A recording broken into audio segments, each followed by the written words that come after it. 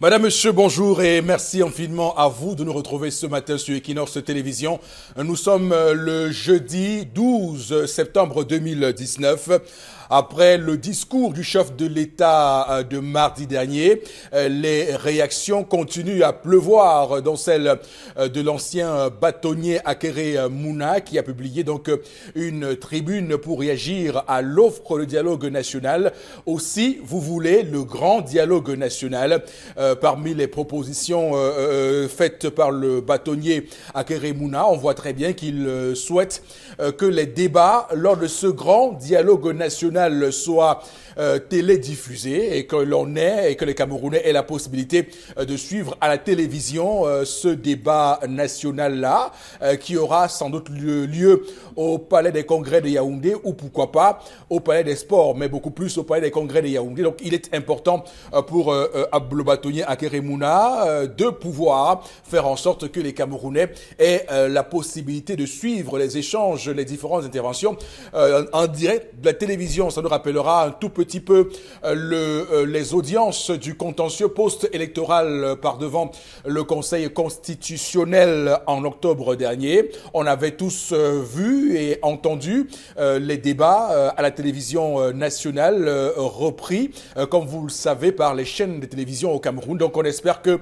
ce sera la même chose pour ouvrir cette question-là à tous les Camerounais, à tous les 24 millions de Camerounais, même si cette proposition semble ne pas recueillir tous les avis positifs, puisque beaucoup estiment que mettre les caméras va clairement mettre la pression sur les gens. Les gens seront crispés suite à ces caméras-là. Nous pensons le contraire. Nous pensons que, au contraire, pour un grand exercice démocratique comme celui-là, il est important que les Camerounais aient accès aux échanges à la télévision. On sait aussi, si vous faites un parallèle, que l'audience ou le procès de Laurent Gbagbo, ancien chef de l'État ivoirien, et de Blé Goudé à la CPI à La Haye aux Pays-Bas, ce procès-là avait été retransmis à la télévision. Nous avions tous eu en ce temps-là l'occasion de suivre les arguments des uns et des autres, et ça avait permis de faire la clarté, la lumière sur la crise post-électorale, cette fois-là en Côte d'Ivoire. Donc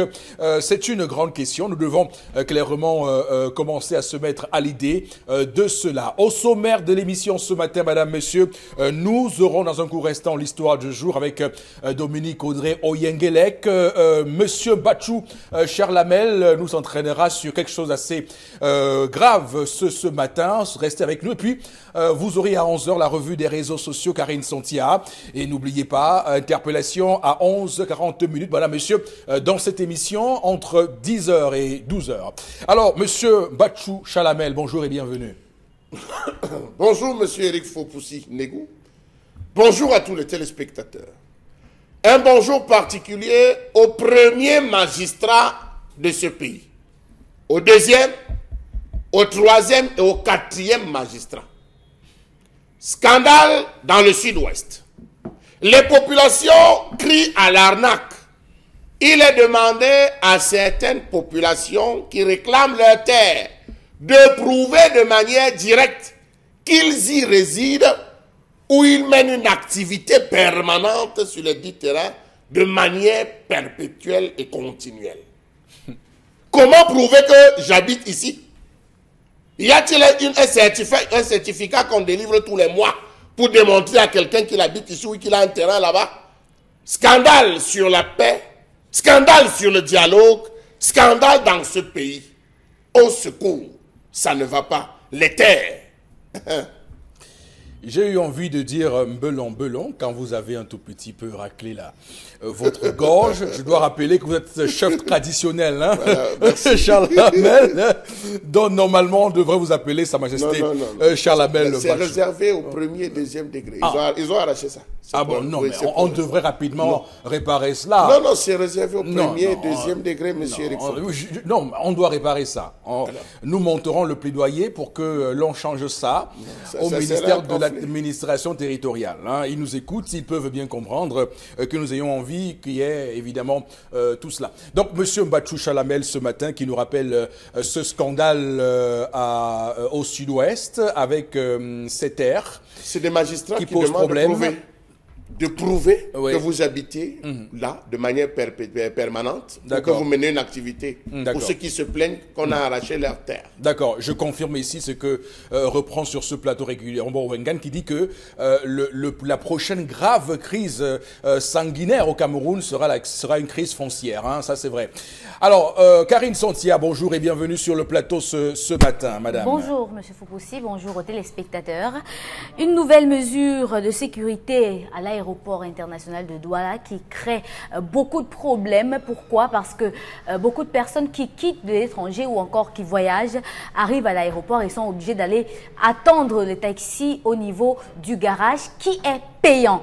Et ce garage-là, payant même, n'est pas parking? ce parking-là, autant pour moi, payant, n'est pas sécurisé, ce qui fait que beaucoup de personnes sont agressées de ce côté-là et on décrit cet état des choses.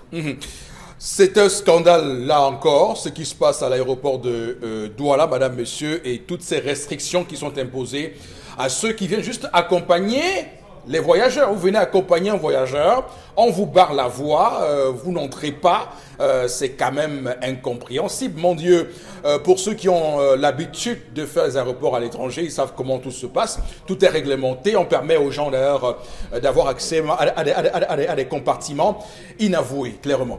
Donc c'est compris. Également sur le plateau ce matin, Bombok Bengan, bonjour et bienvenue. Bonjour, monsieur Foposinegou. Bonjour à vous, chers téléspectateurs. À peine a-t-il fini de parler que ce qu'on appelle les wanted, c'est-à-dire les anglophones, les sécessionnistes qui ont pris les armes, ont rejeté déjà le dialogue annoncé par le chef de l'État. Était-il convié? On ne sait pas. Mais toujours est-il que dans cette offre de dialogue, le chef de l'État avait parlé des hommes armés. Je pense que c'est ça, monsieur. Voilà. Les bandes armées. Voilà, les bandes armées.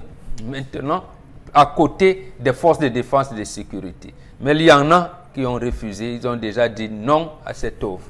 À quoi servira-t-on ce dialogue alors? On verra bien. Des sécessionnistes, d'ailleurs, qui ont, comme vous le savez dans une vidéo, clairement rejeté cette offre de dialogue qui n'est pas conforme à ce à quoi ils se seraient attendus. Bon, Bengal, merci à vous. On va également, madame, monsieur, se lancer dans l'accélération du rythme de cette émission ce matin avec Dominique Audrey Oyengelek. Bonjour et bienvenue. Bonjour Eric Fopoussi, bonjour aux téléspectateurs. Aujourd'hui, je vous raconte l'histoire de Cédric et de Brigitte.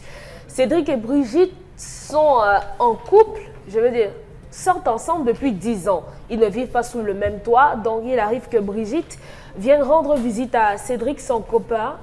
Elle arrive à la maison, elle trouve par exemple qu'il a mangé, elle mange, ils font ce qu'ils ont à faire et après elle rentre chez elle.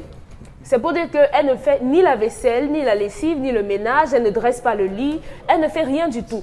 Elle se contente juste d'être la copine de Cédric et elle lui pose des problèmes. Parce qu'il faut dire que... Elle se contente juste de faire ce qu'ils ont à faire. Oui, juste ce qu'ils ont à faire. Et donc, ce que Brigitte fait, c'est qu'elle arrive, elle pose un problème à Cédric. Parce que c'est la condition pour que les 2 heures qu'ils vont passer ensemble se passent bien. Si elle lui pose un problème d'argent et qu'il ne résout pas d'abord le problème avant de tenter quelque action que ce soit, il n'aura rien, il y aura plutôt un problème et généralement, tout est sujet à bagarre chez eux.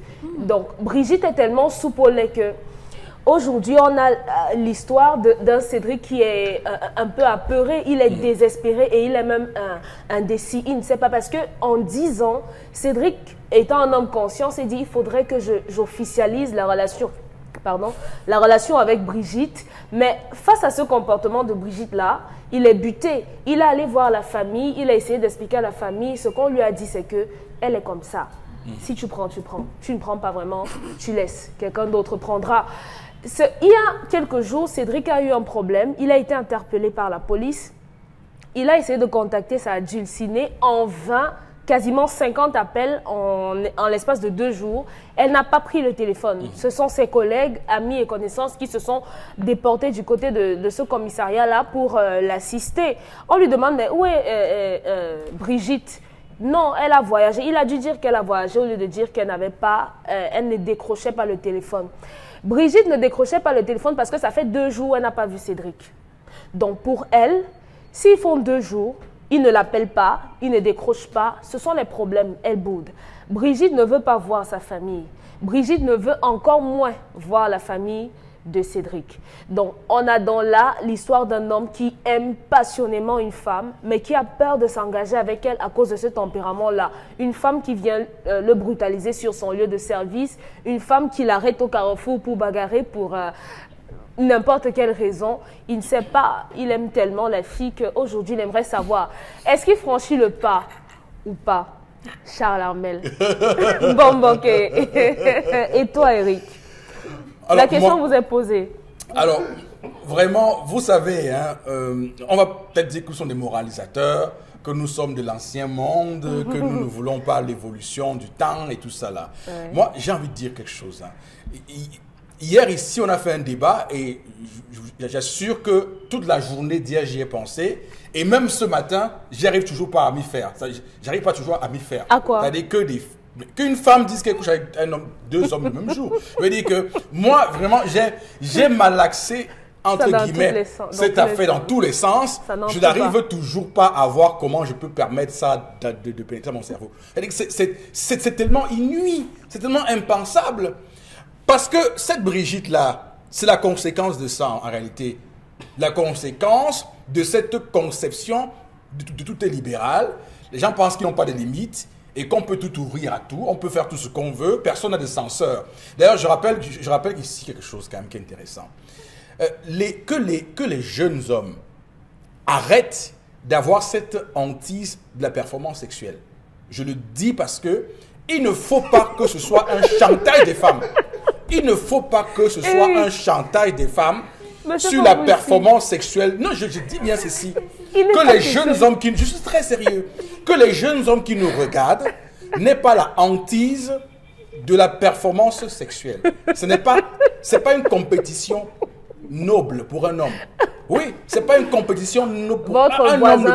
Un homme ne doit pas... Mais vous voyez, où nous en sommes, les gens ont des compétitions de comment ils vont changer de position au lit. Le Sud-Coréen qui a votre âge, imagine comment il mettra un satellite dans l'espace. Mais je veux dire, les hommes doivent avoir des compétitions qui vaillent la peine. Des challenges, des défis qui vaillent la peine. Je préfère un homme qui n'a pas ces performances-là, mais qui nous crée, je ne sais pas, une machine à, je ne sais pas... On va commencer par vous alors. Non, à remonter le temps. On va commencer par vous. Non, mais il y a des hommes qui ont des compétitions. Comment ils vont construire 2 maisons, 3, 4 maisons? C'est ça les bonnes compétitions.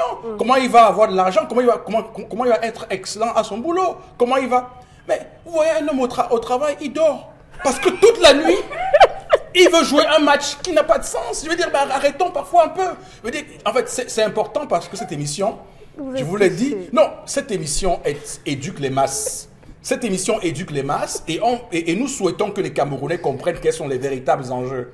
Les enjeux ne sont pas libidinales. Ouais. C'est pas ça la compétition. On doit être en compétition avec d'autres choses que celle-là, en réalité. Donc je voulais le dire parce que ça conduit justement à cette dérive et Brigitte semble faire subir cela à Cédric et il se pose des questions. Un homme comme ça, faites ce que vous voulez, un homme comme ça ne peut rien créer. Il ne peut pas être inventif. Il ne peut rien faire du tout. Il est bloqué d'ailleurs. C'est ce qu'on voit. Il est clairement bloqué. Donc attention à nos compétitions que nous forgeons. Bon, Bengan, je commence par votre lecture à vous ce matin. Je suis tellement d'accord avec vous, monsieur Fopossi, que je vous aurais même dit que je n'ai rien à dire. Voilà. Non, je justifie seulement de dire que je ne sais pas quand on dit « j'aime ma femme ». Je ne sais pas quel contenu on met dans « j'aime ma femme ». Il l'aime tellement à mourir. J'ai entendu ma fille Audrey dire ça, l'aime passionnément. Justement, ça n'a aucun contenu ici. Si ça avait un contenu dans le cadre du mariage, il n'y aurait pas eu de problème. Ça veut dire que Cédric, en réalité, j'ai dit qu'il me permette. C'est un homme écervelé. Voilà. Bon, il n'aime pas sa femme, il désire sa femme. Voilà, c'est ça, c'est un homme écervelé. Parce qu'il ne sait pas ce qu'on appelle le mariage. Oui. Donc, la femme vous dit, comme vous êtes là, je ne vais jamais te respecter. Elle refuse d'accoucher aussi. Je ne te respecterai jamais. je ne t'accompagnerai jamais nulle part. Je ne t'assisterai jamais, même lorsque les policiers l'arrêtent. Et vous commencez à réfléchir sur une femme comme ça, ça veut dire que vous ne savez pas. Oui, vous êtes cervelé. Vous êtes cervelé. Parce que il y a des gens, vous pouvez les rencontrer dans la rue, veste, cravate, tout ça, et monde. Vous pensez que c'est des hommes alors qu'ils sont morts. Ils sont morts, vraiment. Cédric, lorsqu'il pose cette question, moi, mon fils me pose une question pareille, je vois des trucs, mais je t'appelle dans ma... Je te rose complètement. Je te tape bien, même si vous dites à la tête. Ça veut dire que vous n'avez rien compris de la vie.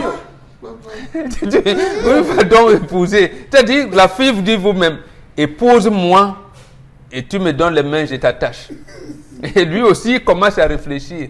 Ma femme va m'attacher quand? Avant la fin de l'année ou l'année prochaine. Voilà. Mais attendez, c'est ce qu'il veut dire là. Cette femme a montré tous les signes qu'elle n'est pas pour le mariage. D'abord, qu'elle n'aime pas Cédric, parce que dans le mariage, ce qu'on appelle aimer, lorsque vous voulez être ensemble, c'est le respect, c'est l'accompagnement, c'est l'assistance. Merci, maman. Merci. C'est ça qu'on appelle. En réalité, c'est ce que les parents, je veux dire les familles, aiment voir. À notre époque, lorsque tu allais épouser une fille, on peut dire, prends la machette, va accompagner au champ. On veut voir comment tu peux limer la machette. À un moment, quand tu te mets à limer, on dit non, notre fille ne va jamais mourir affamée. Ce gars sait tenir la machette.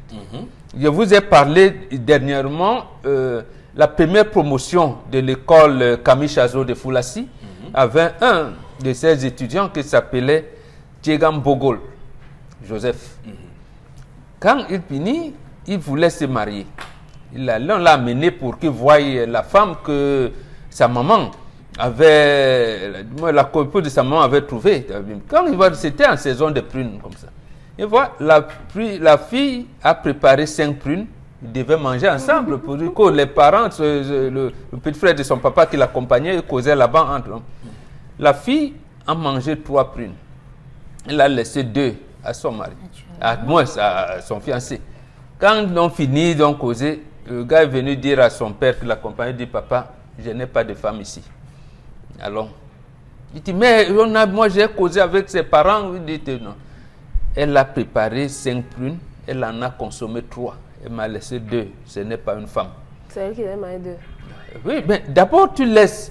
Il commence à manger. Il commence. Non, maman. Donc quand la fille s'empresse à manger, à consommer 3 prunes, tu laisses 2. Tu sais déjà ce qui va arriver à la maison. Donc, je dis, même ses propres enfants ne vont jamais manger. Même les étrangers qui vont, vous ne serez jamais là. Et tout. Bon, voilà des situations. Donc, c'est des lectures. Parce qu'on dit, mais maman, j'aime, si je n'épouse pas cette fille, je vais mourir. La fille aussi, si ce garçon, maman. C'est sur la base de quoi vous tirez de telles conclusions. Très bien. Dans ce que j'aime, je l'aime. Il y a seulement ces 3 mots, respect, accompagnement et assistance. Sinon, moi je dirais comme vous en conclusion, les filles ont défilé, les femmes ont défilé au Kenya et en Italie, parce qu'ils ont commencé à réclamer la polygamie. Ils disent, même au Kenya, ils disent que une femme peut rester 3 ans, un homme ne lui dit même pas bonjour. Et en Italie, elles ont même défilé nues. Donc voilà, adoptons cette attitude. Là, monsieur Foupossi, je pense que vous m'avez donné la bonne formule que je vais développer. Absolument. Alors, Charles Hamel, à vous. Monsieur Eric Foupossi. Mon grand-père avait l'habitude de me dire, on ne se presse jamais sur la route qu'on va emprunter toute sa vie. On ne se presse jamais, on prend le temps. Cette fille croit aimer M. Rifopoussi, mais elle n'aime pas. Elle cherche à posséder son objet. En fait, c'est son objet, c'est sa propriété. Donc, c'est ce que les amoureux, les occidentalisés parlent de.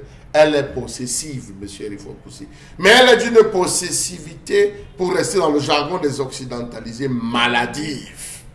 Vous avez une femme qui vous cravate, qui dit qu'elle est votre femme, qui dit qu'elle veut devenir votre femme, qui dit qu'elle veut devenir votre épouse, la mère de vos enfants. En plein carrefour, elle vous cravate.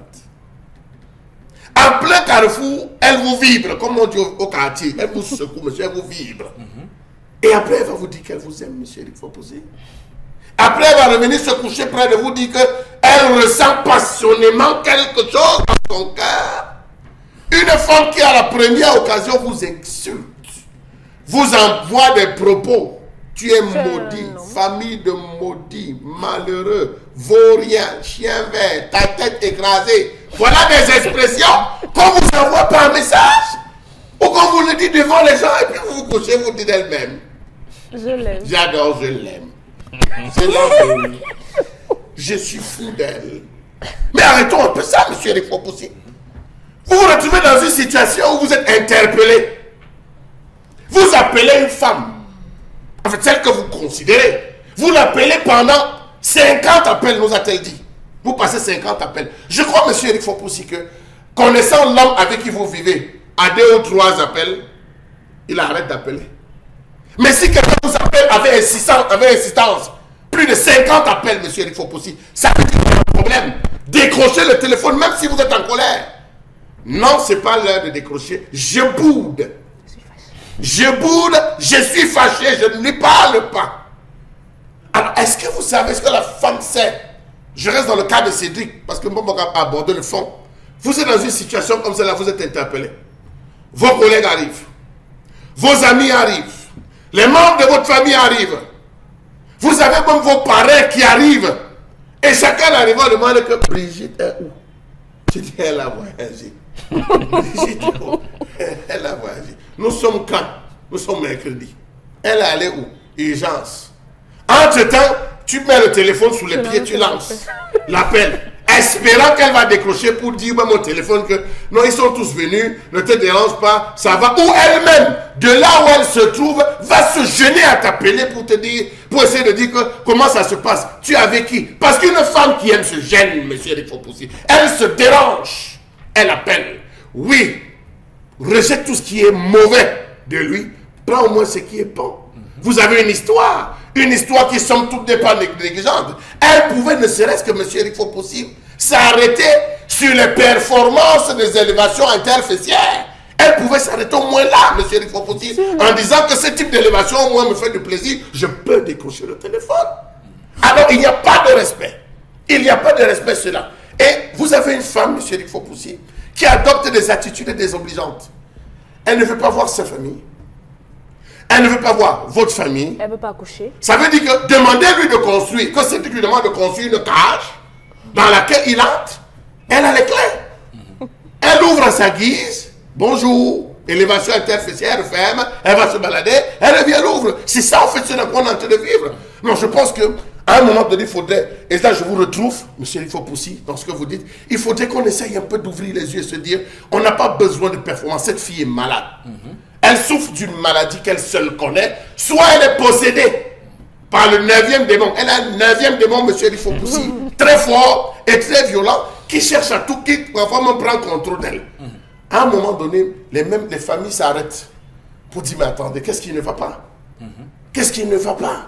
10 ans, vous êtes copain, copine, 10 ans. Non, mais attends, la mère, ici, l'histoire dit que sa famille dit que tu la prends comme ça ou voilà. tu laisses. Tu la prends comme ça ou tu laisses. Non, moi, tout à l'heure, j'ai peut-être semblé fâché, mais je vais dire une chose quand même qui est tout à fait claire, c'est qu'il y a un logiciel qu'on a implanté dans l'esprit des gens. Et les conséquences sont aujourd'hui néfastes et désastreuses. Parce qu'en fait, on peut être en train d'accuser Brigitte, mais elle est le reflet de ces discours irresponsables de tellement de gens qui croient des leçons au monde entier. Je vous dis qu'il y a des femmes aujourd'hui, il y a des jeunes filles, elles nous regardent. Vous prenez une relation, dans laquelle elles sont, vous retirez le sexe. Elles n'ont plus rien à faire dans cette relation. C'est vrai. Il y a beaucoup de femmes comme ça, beaucoup de filles comme ça. Rien à offrir. Rien à offrir. Donc, vous lui retirez cette histoire-là, ça devient la vacuité. Tout est vide. Il n'y a pas de contenu. Quand on se débat ici à donner des pistes, des lignes, comment faire pour être complète, beaucoup se complaisent dans un féminisme, vous avez dit possessif, mais je veux dire stérile. C'est un féminisme stérile qui n'apporte rien à l'humanité, en définitive. Donc vous avez donc voilà. Une femme qui a des attitudes désobligeantes.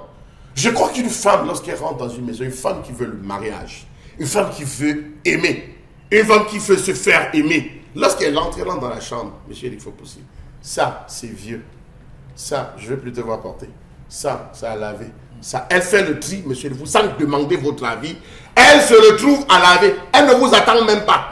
Elle se retrouve à laver. Elle n'a pas besoin d'avoir les clés de chez vous.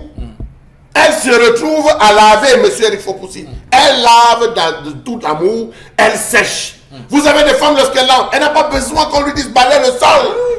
C'est des choses qu'on demande par une femme. Elle prend le balai. Elle n'est pas obligée de le faire tout le temps. Mais le jour qu'elle décide de le faire, monsieur, il faut possible, elle le fait avec tellement de passion et d'amour que vous dites que mais cette femme, elle est bonne. Voilà. Qu'elle rentre dans votre cuisine. Vous, elle dit, tu es à la maison. Oui, j'arrive. Elle vient avec, et le plantain, je ne sais pas ce qui est le plantain, le macabo, elle fait un repas. Vous dites, tu as fait comment? Tu ne m'as même pas dit. Elle dit, je viens préparer, il faut que tu manges aujourd'hui. Voilà. C'est ça ce qu'on appelle voilà. Et c'est ce que Mbongo l'a dit. Une femme est irrespectueuse, ne l'épousez pas. D'accord. Alors, mais je voudrais juste faire une petite précision pour davantage nourrir cette idée selon laquelle le sexe n'apporte rien. Parce que je prends l'exemple d'un bonhomme qui me parlait. Le gars me dit qu'il a connu une femme. Cette femme-là l'a tellement soutenu dans un moment de maladie, très malade. La fille-là a été près de lui du premier jour au dernier jour. Le gars me dit que jusqu'à aujourd'hui, il regrette pourquoi il s'est séparé avec cette fille. Voilà. Il a une pensée, il est totalement... Mais vous allez voir des filles championnes olympiques, de ce que vous savez, elles croient qu'elles laissent des taches indélébiles. Elles ne laissent aucune trace, rien. C'est le vide. Alors, Karine. Vous voulez des femmes qui laissent les traces ou vous voulez des femmes qui restent? Parce que par rapport à... Non, parce que par rapport à ce que dit... Monsieur Foposi, non, par rapport à ce que vous avez dit, vous parlez de quelqu'un qui... Vous pouvez rester sans laisser de traces. Vous pouvez être là tous les jours. Comme cette Brigitte, elle est là, mais elle n'a laissé aucune trace. Monsieur Foposi, vous voulez des femmes... Je vois votre âme. C'est pas question de rester. Vous voulez des femmes qui restent ou vous voulez des femmes... Une femme qui reste parce que une femme qui laisse des traces à vider le contenu. Non, il ne faut pas rester pour rester. Non, mais il faut pas regretter pour regretter. Parce que lorsque vous regrettez qu'elle est en train de faire bien sa vie là-bas, ça ne sert à rien. Non. Vous êtes en train de faire la vôtre et elle fait la sienne. Oui. Donc ça ne sert à rien de se remémorer ce moment. Quand vous faites votre choix, vraiment, dans cette vie-ci, quand vous faites votre choix, vous assumez. C'est de la même manière que lorsqu'une femme accepte un homme ivrogne, sa famille dit, tu assumes. Quand une femme vient chez elle avec un homme, sa famille dit, vraiment, non, je trouve que le gars là n'est pas bien, vraiment. Elle dit, maman, c'est mon choix, c'est avec lui que je vais rester. Elle assume. Donc vraiment, mon gars, comme ça fait 10 ans, si tu as déjà pu supporter 10 ans, ça veut dire que tu peux encore supporter les 20 prochaines années. Donc, supporte. Il y a des femmes comme ça. Ce n'est pas rose partout. Ne pense pas que les gens qui vont te dire que ma femme ne peut pas me faire ça, ma femme ne peut pas me faire ça, ils vivent bien. Vraiment, détrompe-toi. Il y a des gens ici qui vivent avec des problèmes au quotidien, mais qui les gardent chez eux. Ce n'est pas parce que tu as une femme qui est dure de caractère, une femme qui a un fort caractère, qui partout crie, partout fait ci, partout fait ça. Et lorsque tu arrives maintenant dans sa famille, on te dit que supporte-la comme ça. Ça veut dire que peut-être c'est un caractère héréditaire. Ça veut dire peut-être que c'est comme ça que la maman et que le papa avait supporté. Donc si tu as pu rester avec elle 10 ans... Mais je suis le cousin de son père. Vraiment, je suis désolée, monsieur Bachou. Dans cette histoire... le cousin de son père. Dans cette histoire, on a affaire à un homme qui a supporté 10 ans avec une femme qui a le même comportement depuis 10 ans. Qui a vécu le calvaire pendant 10 ans. En 10 ans. Et il ne vit pas dans la même maison. Voilà l'histoire. Si tu as supporté 10 ans avec une femme, tous les jours elle vient chez toi, elle lave tes assiettes, quand elle part tu laves. Elle vient chez toi, vous dormez dans le lit, elle lave le drap, quand elle part tu laves. Hein? Supporte. C'est son comme ça. Tu peux faire avec. De la même manière que lorsqu'on a un homme qui bat sur sa femme, elle fait même 20 ans, elle n'en parle à personne. C'est le jour où il crève l'œil qu'elle en parle. Non, vraiment. Non, vraiment. Cédric, cette femme, je suis désolée, cette femme peut être malade, elle peut avoir un problème psychologique qui la rend comme ça. Ça veut dire que vous pouvez aller voir un psychologue. Si ce n'est pas le cas... Elle-même ne peut pas aller voir. Non. Donc c'est l'homme qu'elle tape, tu dois l'amener chez le psychologue. Aucun malade psychique ou n'importe quoi, psychologique, ne reconnaît sa maladie. Sa famille non plus. Et c'est pourquoi... Non, sa famille qui vient prendre la dose, qui attend la dose. L'histoire du jour nous dit que Cédric, prends-la comme ça ou laisse. Si je veux cette Ou femme, laisse. si je la veux. On ne dit pas laisse, on va essayer de la soigner Si ou de la non, on ne la soigne pas. Prends-la comme ça. Si tu la veux, de la même manière que lorsqu'on veut une femme, on la prend à la maison, on paye ses études. De la même manière, tu Ok. la prends à la maison. D'accord. Alors, tu payes un psychologue pour qu'il la suive. C'est la même non. manière. Tu alors, as une Karine. femme qui est atypique. Elle est différente. Fais avec. C'est pour cela que vous allez voir une femme aujourd'hui qui marche avec vous. Elle ne peut pas forcément vous parler de son mari parce que son mari n'est pas aussi réluisant que ça. Son histoire n'est pas aussi rose. Rien n'est rose. Ça ne veut pas dire que quand tu vas prendre une qui a l'air calme dans la maison, elle ne sera pas. Vraiment pas du tout. Vous pouvez même voir comme ça que cette fille, elle réclame à ce gars la bague depuis 10 ans. 10 ans de relation gratuitement, vous venez vous plaindre aujourd'hui que Mais qui elle dépensait fait ci, plus elle que fait l'autre. ça, elle fait ci, elle fait ça, L'homme elle ne fait vit ça. que sur les Vraiment, épines. L'homme vraiment. est couché sur les épines. L'histoire, le Et il gars a demandé à la porte, on lui a donné la Monsieur liste. Mathieu, Non, c'est l'histoire. et il reste, hein, Qui 10 ans. Mais c'est parce qu'il n'a pas de cerveau. parce C'est lui qu'il qui est n'a pas de malade. cerveau. Le gars n'a pas de cerveau. C'est pas parce qu'il n'a pas de cerveau. Non, c'est il n'a parce pas de que cerveau. Malgré tous les défauts de cette fille, il y a Non. une chose qui le raccroche là-bas. Le Et sexe. c'est Non, cette non. Le chose-là. sexe. C'est ça que M. Fopoussi a dit, c'est Ah le sexe. non, Oui, c'est le sexe, c'est c'est trop n'a que dérisoire ça. de dire Le que c'est le sexe. sexe. Si. Non. Chacun d'entre nous, vous ne savez pas ce que cette fille est lorsqu'elle n'est pas dans ses dégamages. Vous ne savez pas ce qu'elle est. Peut-être que lorsqu'elle ne dégamme pas, elle est calme, elle écoute, elle parle. Mais lorsqu'elle est dans cette... Mais il y a des gens comme ça qui ont un sang chaud. Voilà, ça veut Ah, dire on va en vouloir que pour ça. Cédric doit s'apprêter le jour où il aura une promotion, où on va lui donner une médaille, que madame vienne le bastonner devant les médailles. Mais c'est faux aussi. Voilà, Comme je l'ai dit, ce n'est rose nulle part. Chaque foyer a ses contraintes. Tu D'accord, supportes, tu Karine restes. Sotia, elle a cru m'avoir, hein, mais... Je ne veux pas- je n'ai pas Elle a cru besoin de vous m'avoir. avoir, monsieur. Elle a commencé par pas dire besoin de vous avoir. que les traces... Je vous dis que si vous pas voulez besoin de rester, vous avoir. restez à l'instant des traces. Parce que il y a des gens, et comme cette Brigitte, qui reste, mais qui reste dans une vacuité continue et continuelle. Donc ça ne vaut pas la peine. Son cœur Ça saigne. ne vaut pas la peine. Cédric, désolé Non, pour c'est un toi. écervelé. Alors, on va terminer avec vous, Dominique Audrey. C'est lui qui se plaint. Le propre, Mais vous lui dites la vérité, le pauvre. le propre des hommes dans tout, entre guillemets, c'est de croire que lorsqu'un homme aime sa femme, il est écervelé. Je suis désolée pour vous. Cet homme aime sa femme, mais ça ne fait pas de lui un écervelé. Donc, selon vous, l'amour commence aujourd'hui. Bon, moi, je sais Donc, pas. les à Bantou votre ne se sont époque- jamais à votre- mariés. À votre époque, vous aimiez d'une certaine façon. Mais maintenant, on a un Cédric qui aime sa femme. Ah, voilà, qui aime d'accord. sa femme. Vous pensez que quoi? Dans quel couple est-ce qu'il n'y a pas de problème? Donc vous pensez que parce que les gens marchent dans la rue, il y a des femmes qui ont l'habitude de frapper leurs C'est lui qui copains. fait la cuisine. Est-ce que ça veut dire que c'est pour ça qu'il est mou? Ça l'amoindrit? Ce n'est pas amoindrissant d'avoir une femme qui a Qui le vous tape sang même chaud. au lieu de service. Dominique Audrey, vous avez pensé à 5 ans. À quoi? Tu voulais dire là maintenant. Non, mais je pense depuis que j'ai eu l'histoire, moi je Ouais. ne vois Donc pas. vous pensez aux hommes qui sont à l'aise que les femmes Le tape même au lieu de service.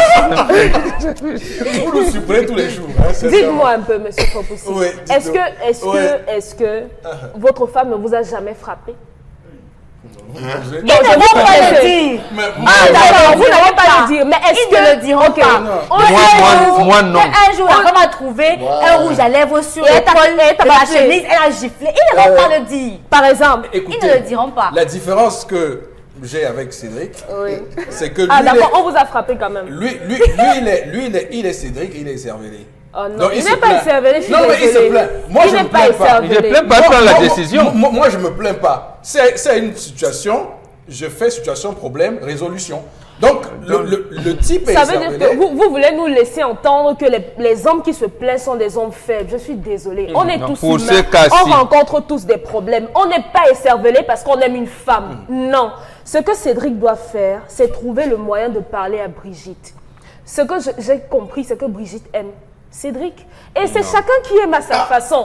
Oui, moi aussi je suis Non, possessive. d'accord. La famille de Brigitte l'aime ou pas? Elle n'est même pas possessive. Puisque la famille de Brigitte dit à Cédric, tu la prends comme cela. Mais ou vous pas? voulez quoi? Que la famille Non, vous sa dise propre quoi? famille l'aime ou pas? C'est un Sa colis famille l'aime. empoisonné. Non, ce n'est C'est pas un empoisonné. colis empoisonné. On doit Non. se débarrasser. Je Ça, suis ça- désolée. ça- On va si se tu veux, tu prends, tu débarrasser. laisses. Si tu ne veux pas, tu le laisses. C'est Ok. notre On fille. va Il n'y a se pas débarrasser, de donc elle peut poubelle, on rester jette là. les enfants. Ah, Il n'y a pas de poubelle. À Brigitte, je vais dire que quand on aime un homme, on prend soin de cet D'accord. homme-là.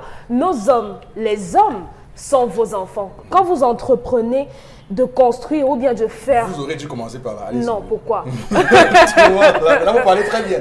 Quand vous entreprenez de vous mettre avec un homme, on fait des concessions. Même si vous dites que moi, je ne lave jamais les habits, moi, comme moi, je ne suis pas d'accord avec ce discours-là qui dit « Oh, tant qu'il ne m'a pas épousé, je lave pas les habits. Oh, tant qu'il ne m'a pas épousé, je ne fais pas les salles. » Ça ne veut absolument rien dire. Quand on aime un homme, on prend soin de lui. Charles Hamel dit souvent, si votre homme est sale en route, si votre homme est bizarre, c'est de votre ressort. C'est de votre faute. Donc, Brigitte devrait prendre un peu plus soin de Cédric. Mais il faudrait également que Cédric revoie son comportement. Parce que moi, il n'y a pas de folie ou de maladie mentale là-dedans. Cédric a dû faire les 10 ans qu'il a supporté là, c'est rien ça? Bon, bah, vous pensez que si on demande aussi à Brigitte, elle ne va pas aussi avoir des choses à dire contre lui? Non, elle va compter le nombre de fois qu'elle a fouetté son mari en public. Ils ont bagarré. Ils ont bagarré. Et en même temps, c'est chacun qui se défend à sa manière. S'il a accepté de rester faible devant sa femme, vous voulez qu'on fasse quoi? Moi, je vais vous raconter un truc que j'ai vécu. Une fois, j'étais en relation avec quelqu'un et j'ai baflé la personne. J'ai reçu 2 claques. Et je n'ai plus jamais fait ça. Bon, plus on va arrêter l'émission. Pourquoi? Non, mais ce sont des expériences. C'est pour dire aux hommes que le fait de laisser votre femme lever la main sur vous une fois, et vous ne faites rien, elle va continuer. Donc, si vous ne voulez pas, la première fois que ça se pose... Ah d'accord, c'est plus intéressant. Qu'est-ce qu'elle a fait? Non, mais attendez. Elle a reçu 2. J'ai reçu 2. Et ce jour-là... Bien appliqué. Oui, ce jour-là... Elle a dit que plus jamais. Plus jamais. Donc, il faut couper ça dès le départ. D'accord. La femme ne lève pas la main sur l'homme. Ça, c'est magique. D'accord, très bien. Mais Dominique Audrey, Oui, monsieur. je dois vous féliciter en même temps. Hein. Voilà, merci beaucoup. Merci infiniment. On va lire quelques messages, Karine, rapidement. Hein. Alors, Oui, je dis rapidement parce Nathalie que... de Yaoundé Oui. qui dit Cédric doit comprendre que toute femme n'est pas faite pour le mariage. Que Cédric ne perde pas son temps. Brigitte est une prostituée. S'il essaie de prendre... s'il essaie de prendre... il y a 3 points de suspension, je ne comprends pas trop. J'ai la même peur. Les filles sont terribles. Le message n'est pas signé. Cette fille ne l'aime pas. Faut qu'il la quitte. Même s'il aura mal, ça ira avec le temps. Abdel de Ngousso. Cédric est malade et a besoin d'une bonne femme, et qu'il rejette Brigitte. Chacun a ses ambitions. Par ailleurs, les amis, faites l'effort de satisfaire vos femmes. Un être humain doit au moins avoir un atout.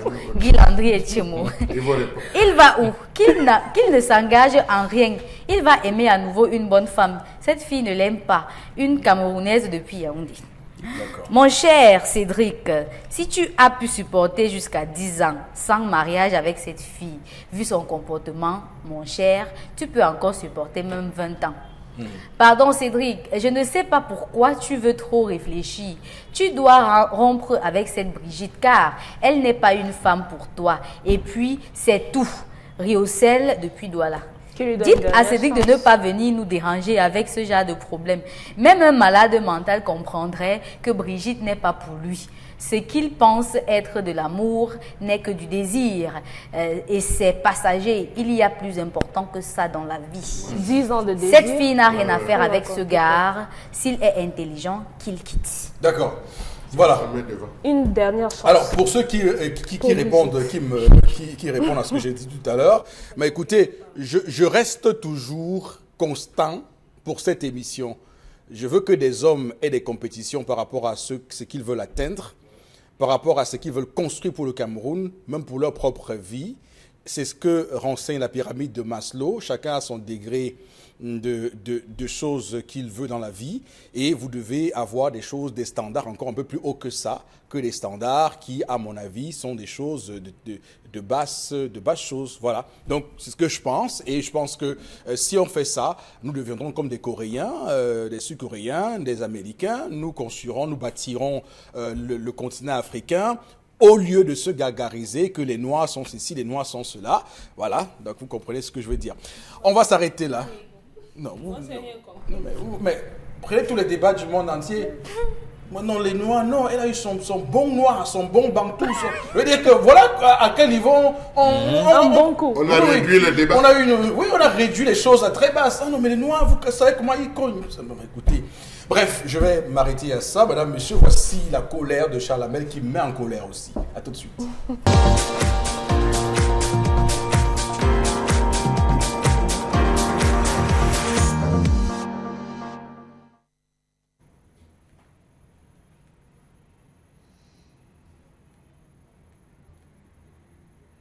Je m'interroge ce jour sur la question du transport maritime dans ce pays.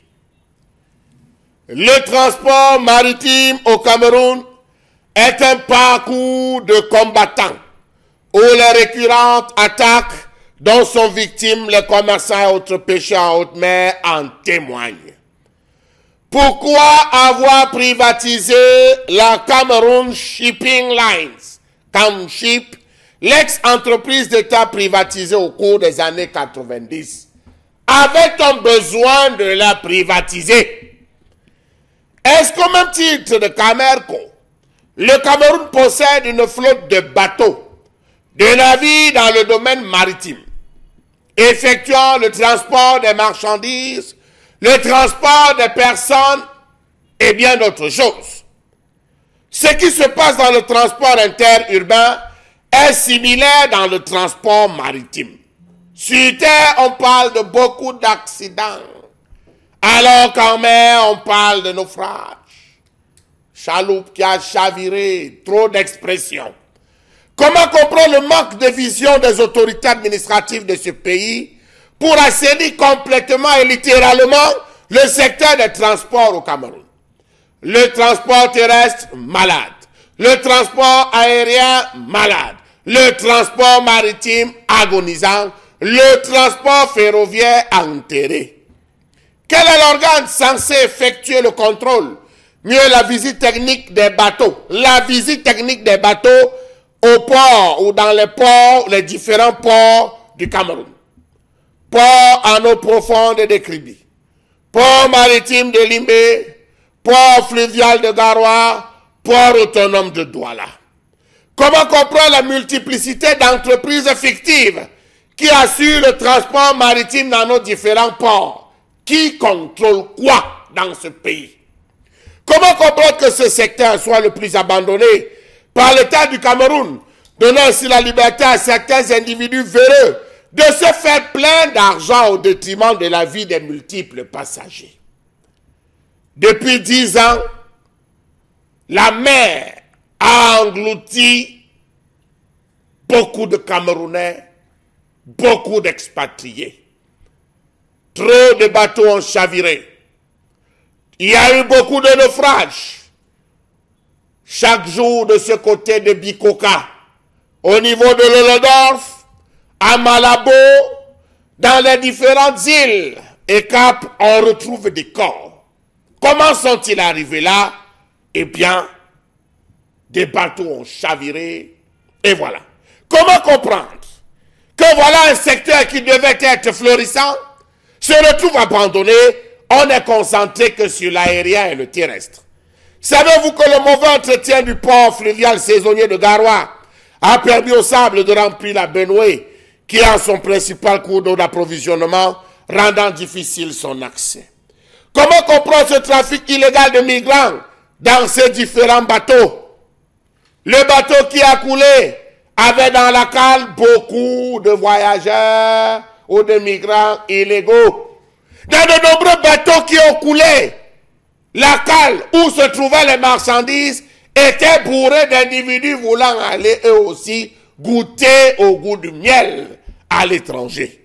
Savez-vous que la cale, supposée ne contenir que des marchandises, est le ntama des commandants, excusez-moi, le gombo principal, où des individus sont surchargés et payent le double du prix?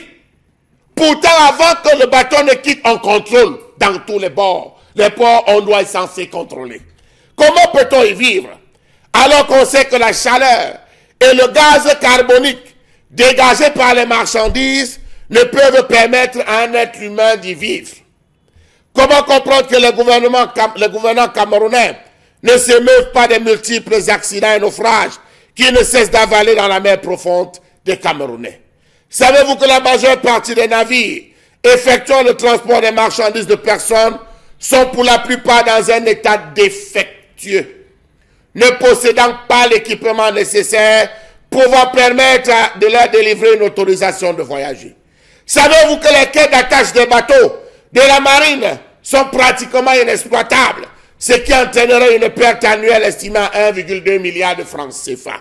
Savez-vous que bon nombre de bateaux dépourvus de radar, de matériel de signalisation, encore moins d'un radeau de sauvetage, effectuent chaque jour des voyages entre le Cameroun et le Gabon, la Guinée équatoriale et le Cameroun sans être inquiétés?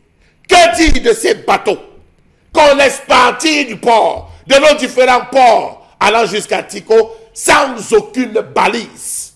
Un bateau ne peut pas fonctionner sans balise. Rappel des faits, février 2007, 60 morts dans un naufrage au large du Cameroun. Juin 2017, naufrage d'un bâtiment militaire. 24 septembre 2015, un bateau de marchandises de chavire avec plusieurs clandestins, des centaines de clandestins à son bord. 27 août 2019, un naufrage meurtrier endeuille le Cameroun. Et jamais on n'a pensé avoir une pensée pieuse pour ces personnes englouties par la mer. Voilà, je dois avouer que Charles Hamel, votre colère ce matin arrive comme une piqûre de rappel chez beaucoup de Camerounais. Et vous avez raison, on a tellement mis le curseur sur le transport terrestre, le transport aérien et le transport ferroviaire que nous en sommes arrivés à nous oublier un peu, parce que beaucoup ayant oublié d'ailleurs que le Cameroun a une façade maritime importante et que le Cameroun justement a aussi un trafic maritime important, même si on peut aujourd'hui s'interroger sur l'absence de politique de la tutelle, parce qu'on voit très bien que le ministre Ngale Bibeye des Transports semble beaucoup plus apaisanti sur les autres sous-secteurs de transport que celui-ci, maritime, où on a le sentiment que parfois ça échappe à son contrôle et que c'est plutôt la défense qui gère tout cela, parce que même quand il y a des questions de naufrage ou de bateaux qui chavirent, c'est parfois le BIR qui est en droite ligne, qui est en première ligne pour sauver, pour sauver les personnes naufragées. Votre chronique donc arrive comme une piqûre de rappel, mais également pour se rappeler qu'au-delà des questions de sécurité, puisque beaucoup vont dire que le golfe de Guinée est aujourd'hui, comme vous le savez, sous la menace des groupes armés du delta du Niger qu'on connaît, mais également d'autres groupes qui font ce que le BIR actuellement gère à travers cette façade maritime du Cameroun pour essayer de sécuriser ces différents points en partant de Campo jusqu'à loin au bout là-bas à Bakassi. Donc vous voyez bien qu'il y a une façade quand même assez importante et qui rassemble l'essentiel du trafic pour les hommes et pour les marchandises aussi. C'est important de le signaler. Donc bon, Bengan, sur cette question prégnante, l'actualité nous a nourri tout récemment de 3 naufrages en quelques 2-3 semaines seulement. Il y a eu ce naufrage d'un bateau qui battait pavillon pour Tico, si ça me vient, ou bien c'est Tico pour Nigeria, ça me revient. Non, maintenant du Nigeria pour le Cameroun. Donc, battait pavillon pour Tico. Donc, ce qui a chaviré. On a également une embarcation qui venait de la Guinée équatoriale qui a également chaviré au large. Là, il faut préciser, M. Eric Fopoussi, que c'est parce que le Nigeria avait fermé sa frontière terrestre avec le Cameroun que tous se sont rabattus sur les bateaux. Alors, il y a eu ce qui s'était passé à Maniane, mais version mer. Version mer, justement. Et donc, on a encore du mal, d'ailleurs, à prendre en charge les naufragés, puisque tout récemment, il y a eu cette polémique de ces nombreux Nigérians, Guinéens et autres qui ont tenté... Camerounais aussi. Et qui se demandaient, mais qu'est-ce qu'on fait là? On nous a secourus, mais quoi la suite? On les a abandonnés au large de Kribi là-bas. Donc il y a celui-ci et un troisième autre. Donc on voit très bien que sur ce plan-là, on a un ministère des Transports qui est aphone, qu'on n'entend pas, D'ailleurs, je pense que c'est l'une des réponses à votre question. La Cameroun Shipping Line, justement. Pourquoi l'a-t-on fermée, cette compagnie-là, qui avait d'ailleurs des résultats probants. On voit d'ailleurs aujourd'hui qu'il y a de multiples entreprises qui sont un tout petit peu égarées dans cette affaire-ci, et elles ferment tous les jours. J'ai lu un rapport tout récemment. Ces entreprises sont aujourd'hui sous le coup d'une crise financière énorme, et chaque fois d'ailleurs, il y a beaucoup de marins, ceux qui font le marin, qui se plaignent de ce qu'ils ne sont pas totalement pris en compte dans toutes ces questions-là. D'abord, Béhan, quelles sont vos explications à cela? La première chose à dire, c'est que notre pays n'a pas pris en considération l'origine même de son nom, Cameroun. Les Portugais qui arrivent, ils ne sont pas arrivés par avion, bien entendu. Ils donnent Camaroès, Rio dos Camaroès sont arrivés par mer. Donc, ça veut dire que nous avons voulu nous désorienter de notre identité, de ce qui constitue notre identité. Et dès lors que vous quittez votre identité, vous adoptez une identité d'emprunt, bien entendu, vous allez vous perdre. Donc, on parle de la voie terrestre comme on parle de la voie maritime. Les mêmes choses que vous développez au sol, vous les développez en mer. Et plus encore, parce que ce qui se développe en mer, c'est ça qui nourrit la terre. Par exemple, un bateau peut transporter 20 000 conteneurs. Et vous voyez, vous ne pouvez pas avoir un camion qui peut contenir 20 000. Et même les trains, pour transporter 20 000 conteneurs, il faut bien que vous soyez technologiquement et techniquement très avancé. C'est ce qu'un bateau peut faire.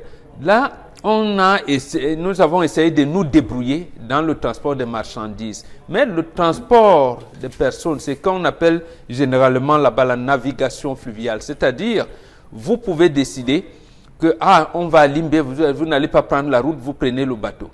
Voilà, vous n'allez pas. Vous l'avez vu, les gens ont sollicité dernièrement, lorsqu'il y avait les engorgements, vous ne pouvez pas vous rendre ou ceux qui à Bonabéry, ou ceux qui viennent de Bonabéry, de ce côté-là, puis se vendre ici. Est-ce qu'on peut mettre les bateaux mouches? On ne pense même pas à des choses pareilles.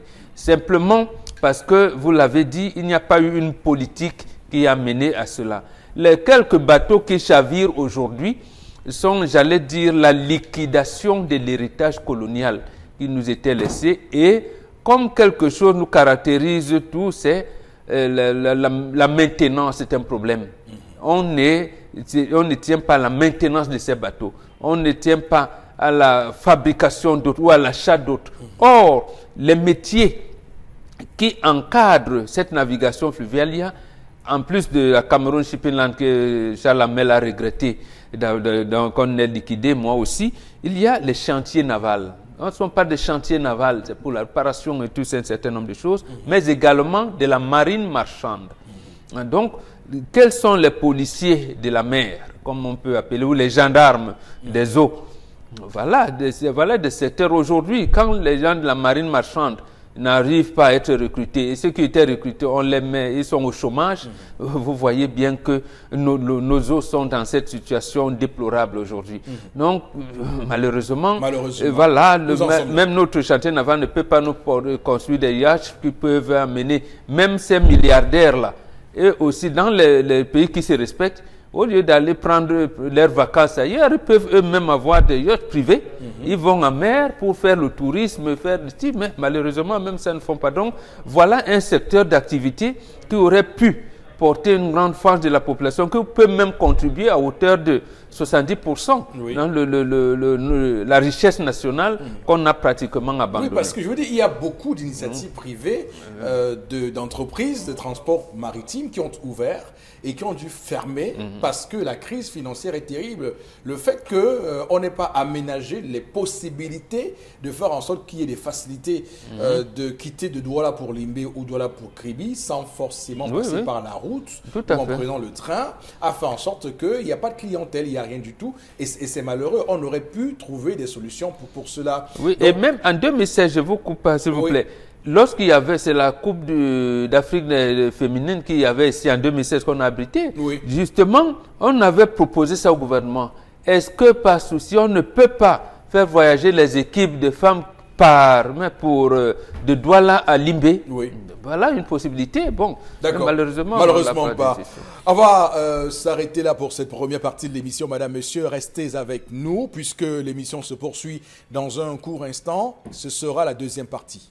Sur Equinox Télévision, bienvenue sur ce plateau du 10-12 Le Zénith. Nous sommes le jeudi, nous sommes le 12 juillet 2019. Pour cette deuxième partie de l'émission, permettez-nous évidemment d'ouvrir des vannes pour quelques messages reçus de votre part. Avec vous, Karine Santi, allez-y. Je suis vraiment dépassée par le laxisme de notre ministère des Transports qui ne se sont pas concernés par les questions de voies maritimes. Et je ne comprends pas pourquoi c'est le BIR qui en a la charge. À quoi sert la marine dans mon pays juste pour la décoration? Ça, c'est une question. Posée. Alors, ce côté de transport est franchement négligé. C'est un géant trafic de contrefaçon. Tout coco de Bépanda, petit marché. Bien sûr, le volet trafic est énorme là-dessus, sur cette question. Dominique Audrey, quel est votre regard, le regard que vous posez sur cette question? Moi, j'ai un parfum de corruption là-dedans. Parce que jusqu'ici, on ne parle pas véritablement de visite technique au niveau de la mer. Comme on parle de visite technique pour les voitures. Donc, ça m'amène à me poser la question de savoir comment un navire défectueux fait pour se retrouver en pleine mer avec des passagers clandestins. Ça veut dire qu'on n'a pas de contrôle à ces endroits-là au lieu des embarcations. Ça veut également dire que sur ces bateaux, il n'y a pas le matériel nécessaire pour je ne sais pas si on dit décoller également dans le langage des bateaux, pour partir du sol. On dit comment? Bon, amarrer ou bien décoller? Non, amarrer, c'est ce... Là, on arrive, on amarre et après, bon... Bon, disons démarrer. Disons démarrer. Avec c'est pas ça, Chalamel. le naufrage de septembre 2015, je crois, on a parlé d'un bateau qui n'avait pas de... On jette l'ancre. Non, on jette l'ancre quand on arrive. Il faut jeter l'ancre pour que le bateau freine. Finalement, on va se non, il faut trouver le mot. On va se je pense que le téléphone est ouvert, il faut qu'on trouve le mot. Oui, avec ce bateau qui a coulé le 18 septembre 2015, on a parlé d'un bateau qui n'avait... Oui, on lève l'ancre. Voilà. Ah, on lève l'ancre. Voilà. On lève l'ancre. J'aime ma mémoire. Oui, on lève l'ancre. Merci, maman. Allez-y. On n'avait pas de radar, oui. On n'avait pas de signalisation, on n'avait pas les trucs de sauvetage là. Les gilets de sauvetage.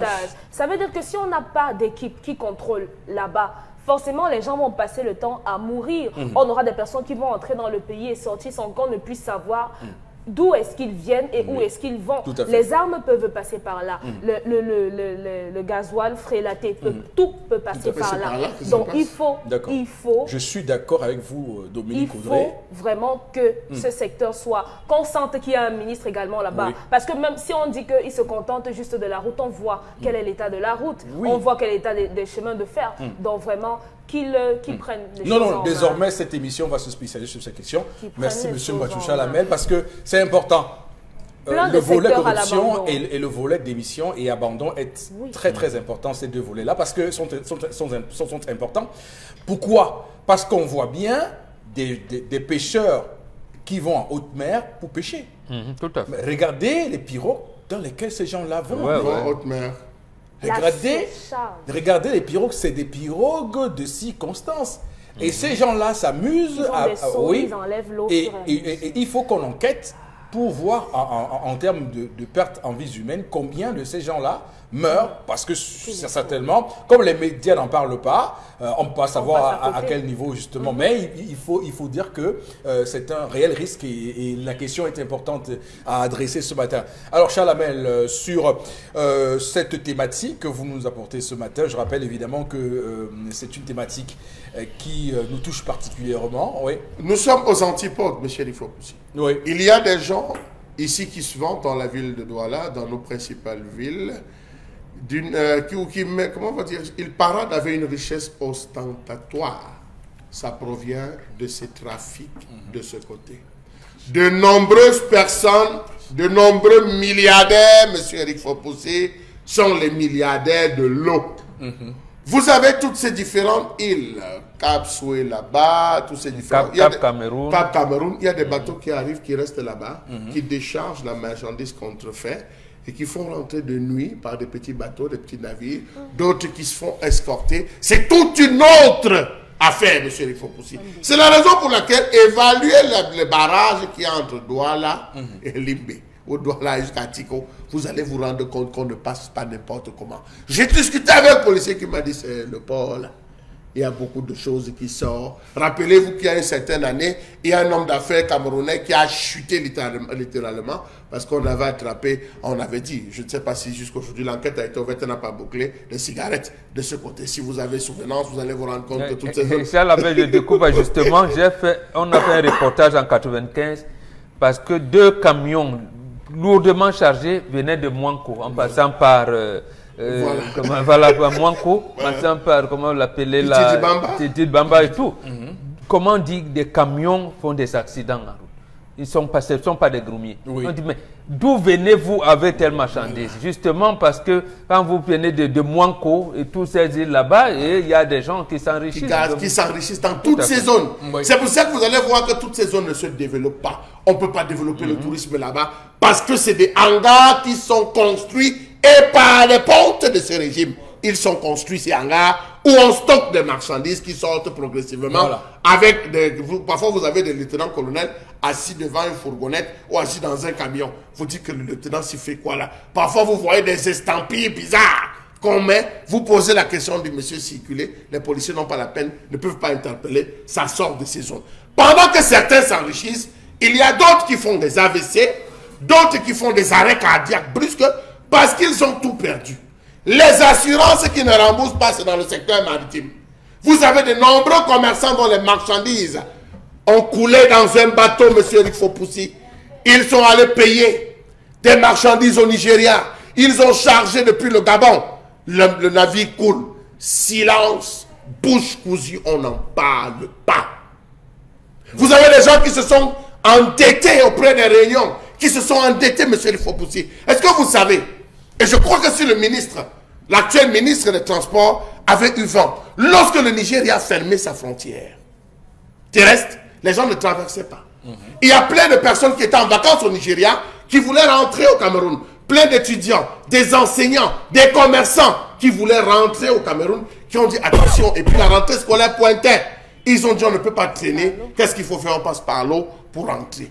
On a surchargé le navire, le bateau qui avait coulé. Monsieur Rifopoussi, ils sont arrivés à un niveau, ça n'a pas pu tenir, il y a eu basculement, on a coulé. Oui, il faut le dire, au niveau de Kanyabasi, il y a de nombreux commerçants qui sont morts. Si vous passez au niveau de Kanyabasi, ils sont en train de préparer les obsèques pour rendre hommage à tous ceux qui sont décédés. Des familles entières, pères, mères, enfants qui sont décédés. Beaucoup ont envoyé les enfants au Nigeria qui sont allés chercher. Ce n'est pas les premiers cas. Le Gabon en a connu. La Guinée équatoriale en a connu. Mais qui va rembourser ça pour ces pauvres Camerounais? Allez voir l'état des bateaux. Le ministre Ngale Bibé a dit qu'il devait retirer les épaves. Bravo.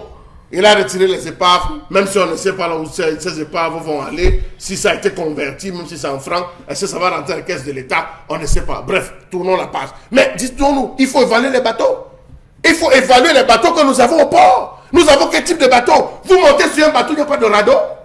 Vous montez sur un bateau, il n'y a pas de gilet de sauvetage, M. Rifopoussi. Vous montez sur un bateau, il n'y a pas de balise, il n'y a pas de radar. Mais on est en train d'aller où?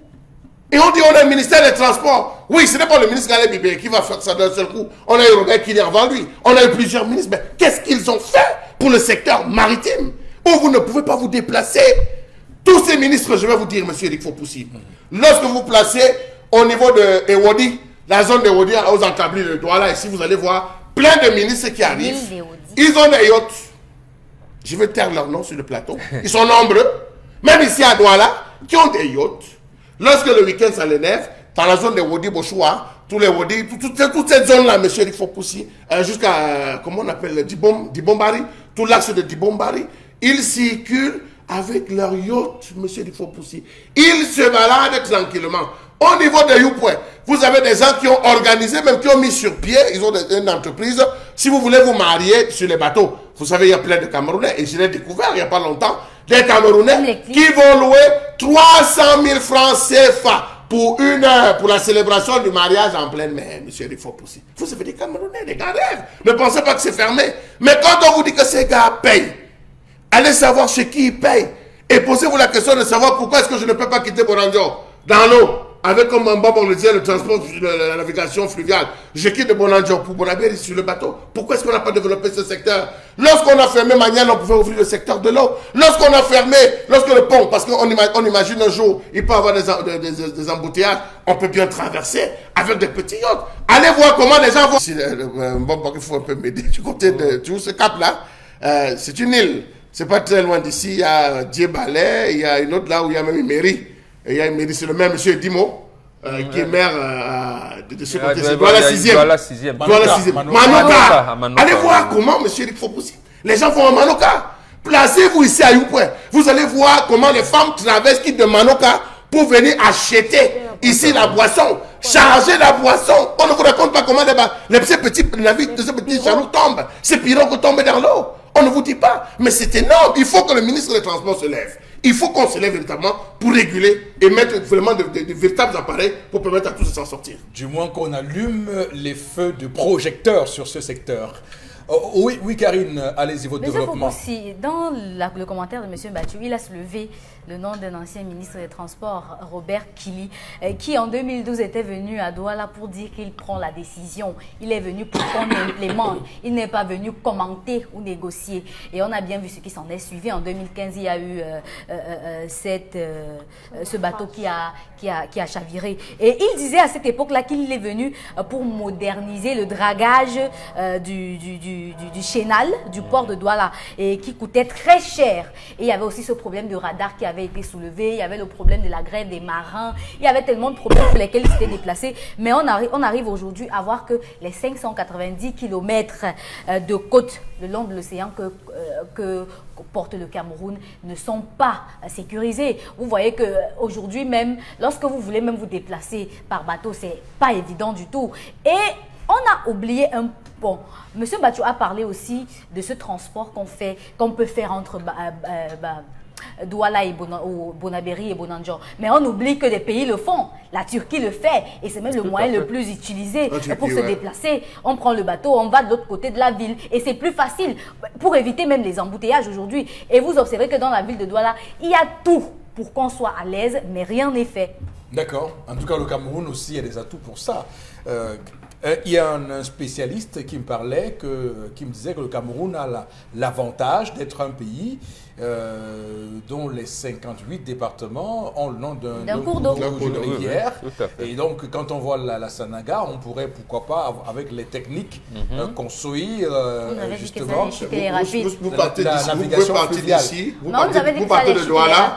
Monsieur, il faut aussi, vous pouvez partir de Douala, vous êtes à Batchenga. Vous pouvez partir de Douala, vous êtes à Batchenga, vous partez de Batchenga, vous vous retrouvez dans le Noum, vous partez du Noum. Je dis, vous partez de l'eau. Uniquement, vous n'avez pas besoin de passer par la voie. Et je crois qu'il y avait aussi également un projet qui devait faire en sorte que le Noun puisse rapidement se raccorder au Vouri. Un projet comme ça, où il en est. Vous voyez, si on réussit un tel projet, c'est d'une facilité terrible. C'est-à-dire que vous quittez de Douala pour la région de l'Ouest jusqu'à la Mawa facilement. Vous faites votre tournée tranquille. Oui, malheureusement, nous n'en sommes pas là. En tout cas, on va s'arrêter là pour cette question, tout en espérant qu'on a essayé un tout petit peu de frapper un vrai coup de pied dans la fourmilière et de vraiment tout bouger pour que les choses avancent et que les choses bougent au final. On va tout de suite prendre la revue des réseaux sociaux. Avec vous, Karine. Oui, M. Foupoussi, dans le cadre de la revue des réseaux sociaux, on s'intéresse d'abord à ces réactions suite au discours du président de la République invitant les Camerounais au dialogue. Beaucoup de personnes ont parlé. Il n'y a que dans le camp des leaders sécessionnistes, il y a une divergence d'idées entre les prisonniers, c'est-à-dire Mancho Bibissi et le général Galim, qui pensent qu'ils peuvent participer à ce dialogue, qui ont même écrit au chef de l'État pour annoncer qu'ils sont sont disposés à participer au dialogue, à discuter avec le chef de l'État pour que la paix revienne dans ces régions-là. Il y a aussi de l'autre côté d'autres personnes qui ne sont pas d'accord, qui parlent d'autres choses, qui taxent ce discours de distraction et qui disent qu'il s'agit de fausser les enjeux de la Cameroun. Il s'agit effectivement de Ebenezer Akwanga, John Mba Akuro, qui ont écrit ou encore qui ont fait des vidéos pour dénoncer ce dialogue. D'abord, je ne suis pas certain que Général Galim et Mancho BBC soient sécessionnistes, hein, jusqu'à ce qu'on nous prouve le contraire. Sauf si je me trompe. Non, ça c'est vrai. Ils ne sont pas sécessionnistes. Ils sont sécessionnistes, donc voilà. Moi, je peux dire ils ont été arrêtés parce qu'ils manifestaient. Voilà. Ils s'appellent les leaders des jeunes anglophones. Voilà, donc pas de la jeunesse anglophone. Voilà. Donc c'était important parce qu'ils peuvent vous porter plainte pour ça. ils auront gain de cause. Ce serait, voilà.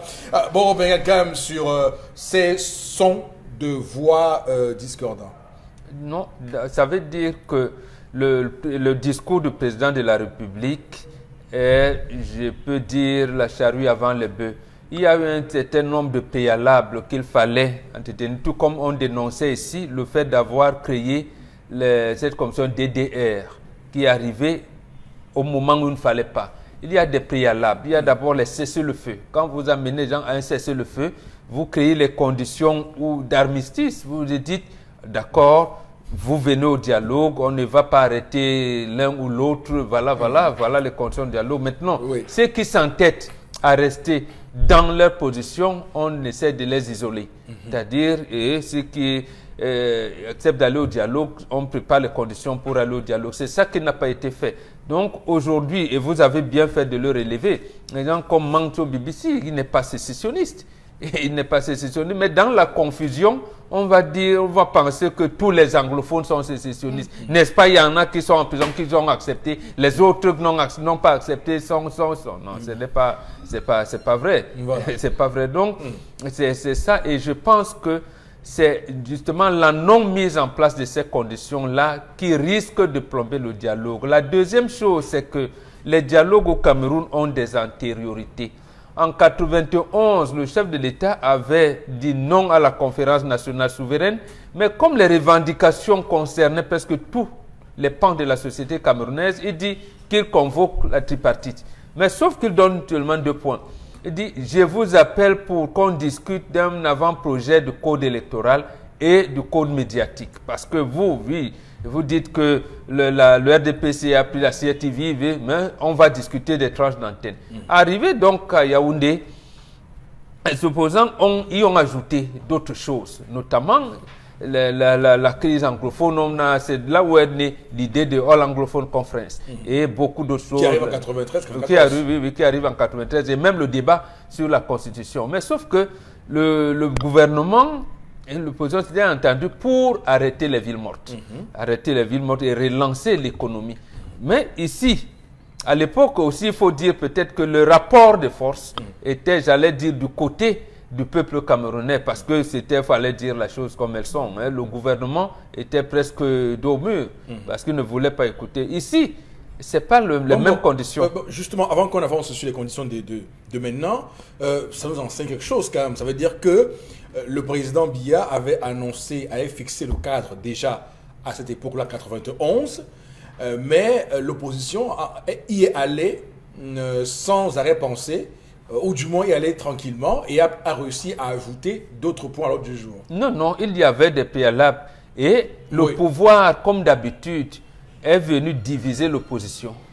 D'abord, quelques membres du parti d'opposition, comme le Bello Bouba Maïgari, qui était simple militant de l'UNDP, mais on savait, j'allais dire, la portée qu'il avait en l'invitant et en ne pas inviter le président de l'UNDP, Samuel Lebois, à l'époque, qui était également président de la coordination des partis d'opposition des associations. Donc, on réussissait à casser comme ça les Bedzigui et un certain nombre d'autres personnes aussi, les Kodok. Donc, on réussit comme ça à les diviser. Mais le parti comme l'UDC qui était resté a dit non, on peut aller influencer.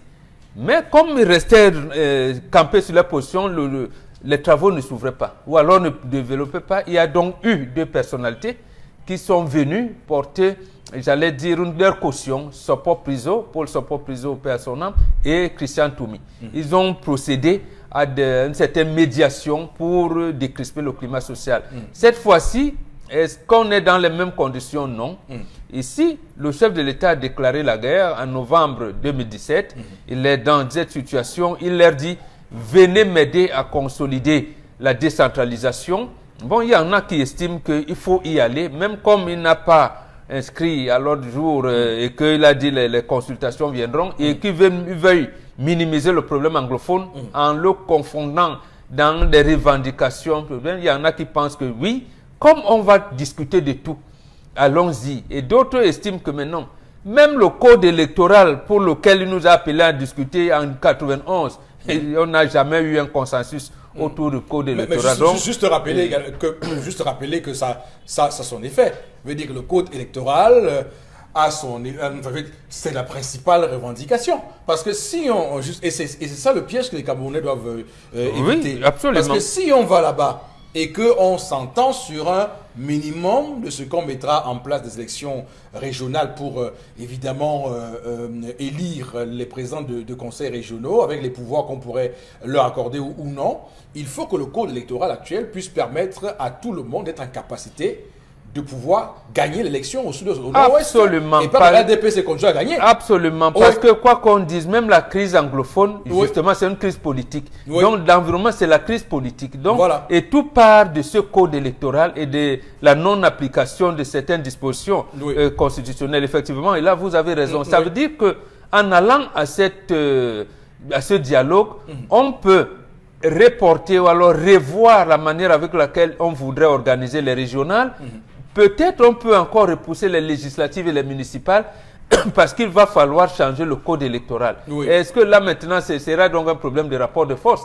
Là c'est la bonne volonté de mais est-ce qu'on y arriverait? Je souhaite qu'on y arrive. Accepte qu'on change le mode de scrutin du président du conseil régional, au moins qu'on soit au suffrage universel, au suffrage universel, oui, mais sauf que quand il a dit sera encadré par la Constitution, c'est ça qui est un peu gênant. Est-ce que il a modifié la Constitution pour se pérenniser au pouvoir? Est-il prêt à modifier la Constitution pour aboutir donc à décrisper le climat social tel que vous le souhaitez, moi aussi? Donc, en fait, moi, je pense que... Non, mais il faut qu'on soit d'accord. Il veut dire que la crise anglophone ou les autres crises du Cameroun partent du fait que les règles de jeu pour les élections ne sont pas consensuelles. Pas du tout. Si on avait la chance qu'en allant aux élections, on peut changer un régime où on peut faire une alternance, ou qu'on peut mettre un maire, on peut mettre tel maire, qu'on peut faire ceci, ça permettrait qu'on mettrait les gens légitimes à des postes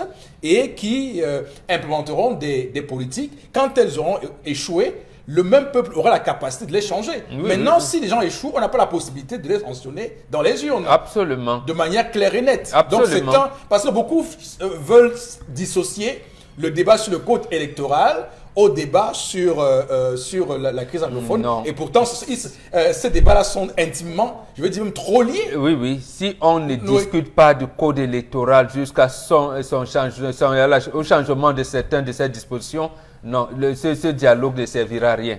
À rien du tout. Jusqu'en fait, ce que nous vivons, c'est même la suite du contentieux électoral qui ont toujours généré. Regardez aujourd'hui, que vaut le Sénat? Or, la Constitution dit bien que le Sénat représente les collectivités territoriales décentralisées. Mais est-ce que vous avez l'impression que les sénateurs, quand ils se réunissent, ils prennent en compte les problèmes des collectivités territoriales? Moi, je n'ai pas l'impression. Donc, effectivement, vous avez raison. Parce que, en fait, lorsqu'il dit également les bandes armées et les forces de défense et de sécurité, bon, là où ça gêne un peu, comment va-t-il sélectionner la bande armée? Je pense que c'est pour cette raison que les Boeber, les Bénézère Akanga ont dit nous on ne viendra pas. Mais bon, tout à fait. Donc, Charles Hamel, parce que c'est intéressant. Et on voit d'ailleurs aujourd'hui des députés de ces différentes régions qui n'ont pas d'impact sur la population. Des maires qui n'ont pas d'impact. Parce que justement, on ne se reconnaît pas forcément. Donc, si ces maires-là avaient été légitimes, ils auraient empêché cette crise anglophone dès le départ parce que implémentant des mesures ou bien des députés qui iraient à l'Assemblée nationale et voteraient des lois qui ne sont pas les lois que nous avons aujourd'hui, des lois qui évidemment ne sont pas consensuelles. Oui, Chalabé. Monsieur Eric Fopoussi, dans l'un de mes entretiens avec Sa Majesté Sokoudjou, le chef Bamenjou, il a eu à me dire, monsieur Eric Fopoussi, qu'il est très déçu de la manière avec laquelle les choses se déroulent au Cameroun. Premier point. Deuxième point, il dit tout ce qu'on organise au Cameroun, les résultats sont connus d'avance. On connaît même les gens qui vont prendre, on connaît le premier, le second et le troisième. Mais de manière formelle, on organise. Je viens à ça pour dire que dans chaque chefferie, lorsqu'il y a réunion, chacun vient avec sa chaise. On ne trouve pas de chaises déjà installées, monsieur Eric Fopoussi. Chacun vient avec sa chaise pour dire chacun vient avec ses bagages. On ne peut pas, comme l'a dit tout à l'heure Bombok, organiser le dialogue. Qui a été consulté? J'ai bien peur que ce dialogue vers lequel on va aller, on a arrêté les sujets. On a arrêté les thématiques. On connaît les individus dont on va tout faire pour associer. On connaît leur point de vue. On connaît leur clivage, c'est-à-dire on connaît jusqu'où leur penchant, on connaît pratiquement où on les tient, s'il faut le dire, pour venir nous rejouer ce qu'on nous a joué en 1991. Donc je pense qu'ici le préalable devait être consultation d'abord, discussion au préalable et après annonce. Donc on a encore mis la charrue avant les bœufs, raison pour laquelle vous avez des noms aujourd'hui de ceux qui se sont tués depuis, qui ne se sont pas exprimés, qui sont en train de sortir. Et lorsque ces personnes sortent, ils disent un certain nombre de choses qui amènent à la réflexion. Pensez-vous, nous sommes rendus aujourd'hui quel jour? On va consulter en combien de temps? Vous pensez qu'on va consulter en une semaine, monsieur Eric Fopoussi? Non, c'est lui qui comptait les jours. Il restait 18. Il reste 18 jours. Vous pensez qu'en 18 jours, on va consulter les religieux, on va consulter les chefs traditionnels, on va consulter les parlementaires, on va consulter... Non, que le Premier ministre, les ONG, que le Premier ministre aura tout ce temps. Et pendant ce temps, les affaires courantes de l'État. Ça va se passer comment? Non, arrêtons un peu ça. C'est pourquoi beaucoup imaginaient la possibilité d'avoir un facilitateur qui viendrait donc assurer tout cela et qui mettrait toute son énergie là-dedans. Oui, moi je ne suis pas très loin de penser comme Charles Armel parce que j'étais même, je m'attendais à dire la même chose quasiment. Par rapport à la main tendue de Mancho BBC et le monsieur Galim. Voilà, je pense que c'est quelque chose qu'on devrait prendre en considération. Toutes les participations sont les bienvenues. Et maintenant, les personnes qui ont envoyé les vidéos, forcément, elles sont dans la même idée. Si on n'a pas consulté les gens, si eux, ils ont leurs agendas là-bas, vous venez juste vous leur annoncer qu'on va parler avec vous et c'est fini comme ça. Il y a un certain nombre de choses qu'on doit d'abord faire. On doit d'abord établir un certain nombre de normes. On doit s'entendre sur un certain nombre de choses avant de penser, avant d'annoncer qu'on va dialoguer avec des gens. Bien qu'aujourd'hui, les gens vont taxer, vont dire que nous, on est contre. On n'est pas contre. C'est juste qu'on comprend, on voit que les choses ne sont pas claires. Ce n'est pas clair du tout. Oui. Non, sincèrement, je suis désolé, mais j'ai envie quand même d'attirer un peu l'attention des Camerounais. Je veux dire que connaissant le chef de l'État, M. Paul Biya, c'est un fin stratège politique. Il ne faut jamais oublier ça. Vous avez en face de vous un homme rusé, un fin stratège politique. Et donc, si nous tombons dans le piège, et les Camerounais avec de ce que, écoutez, le dialogue, il faut les préalables, il faut les conditions, il risque de dire qu'il a tendu la main et personne ne l'a saisi. Vaut mieux y aller. Pourquoi pas espérer, séance tenante, imposer 2-3 questions à l'ordre du jour. Et vous avez tellement raison. Vous avez tellement raison que regardez ce qui s'est passé avec, comment vous avez appelé ça, le cadre humanitaire là. Oui. Et justement, le plan d'urgence humanitaire. Vous savez bien que le système des Nations Unies a commencé à prévoir quelque chose. Mais lorsqu'on a envoyé la mouture préfinale, le pré-rapport pour dire que voilà ce que nous en faisons, il a dit non. Il a sauté dessus. Justement, et la communauté internationale l'a suivi. Parce qu'en fait, il est chef d'État. Donc, comme vous dites, il va leur dire que voilà, je suis un homme de dialogue depuis. C'est pour ça qu'il a même fait d'énumérer que voilà, le common law est ici. Voilà. Même les premiers ministres, ils essayent de nous dire que je les nomme depuis 92. Voilà, voilà. Donc vous avez raison. Là, oui, vous avez raison que bon, moi je vais alors organiser les élections. Donnez-moi l'argent que vous avez prévu là. Même comme il ne vient pas, c'est eux qui ont refusé de venir. D'accord, Chalamel. Oui, M. Rifopoussi, un député RDPC de Yaoundé qui a matancé, M. Rifopoussi, il m'a traqué jusqu'à me tancer en disant que vraiment il ne nous comprend pas. C'est nous qui crions dialogue, dialogue, dialogue. Mais le jour où le chef de l'État dit dialogue, nous sommes les premiers à nous rétracter. Je lui ai fait comprendre que, M. Rifopoussi, il faut qu'il comprenne que la question du dialogue, on n'a jamais refuté la question du dialogue. Nous sommes plus des partisans du dialogue, mais un dialogue inclusif dans ce sens. Un dialogue franc et sincère. Voilà, parce que c'est ça qu'il faut qu'on reprécise l'opposition. Non, mais stratégiquement, ceux qui font ça doivent faire ça après le dialogue là. Ça veut dire que pour l'instant, il poussera à la faute et l'opposition et la société civile. Ça, rassurez-vous, c'est un fin stratège. Parce qu'à force de répéter, non, on veut dire inclusif, ces débats qui sont inutiles, ça va finir par capoter. Il va dire, j'ai à mon Dieu vision appelé au dialogue, personne n'a reçu. Donc, on va quand même dans cette espèce de brainstorming, oui. Voilà, et pourra on décrisper la si ça ne marche pas, il faut que ce soit de sa faute, pas de la faute de ceux qui viendront discuter. Donc, il faut qu'on soit tout à fait d'accord là-dessus. Je pense que ça pourrait, et c'est où d'ailleurs, on peut comprendre l'avis de ceux qui ont vécu la tripartite, qui ont vécu d'autres. Quand on grandit avec quelqu'un, on tire les leçons de son passé, de son expérience. Monsieur Rifopoussi, quelles sont les conditions de ce dialogue? N'oubliez pas que dans un premier temps, nous avons eu les Agbombala, nous les avons eu qui se sont proposés, vous vous souvenez, qui se sont proposés à aller sur la table en disant, bon voici, on se porte représentant de ces différentes personnes pour essayer de discuter. Ils se sont retrouvés au cachot. Quelles sont les conditions? Oui, c'est bien beau, on a appelé au dialogue. Quelles sont les conditions? Quels sont les lieux dans lesquels on va se retrouver? Parce que c'est ça aussi qu'on attend. Nous, on se disait que ce jour-ci, on devait avoir tout cela. Mais cher Lamel, vous jugerez sur pièce. Le Premier ministre va commencer les consultations. Oui, on a à moins 18 jours. Oui, ça va. Ne prenez pas aussi les gens à contre-pied. Ne prenez pas les gens à contre-pied. Le 30 septembre, s'il n'y a pas de dialogue, premier coup manqué, premier glissement. On évalue sur pièce, monsieur Vous êtes habitué. Oui, non, on évalue. Non, monsieur, on évalue sur pièce. Non, vous êtes habitué à ceci. Quoi va faire? On est déjà habitué que ça ne va pas avoir lieu. On est habitué à ceci. Non, monsieur Rifopoussi, je pense qu'on a moins de 18 jours.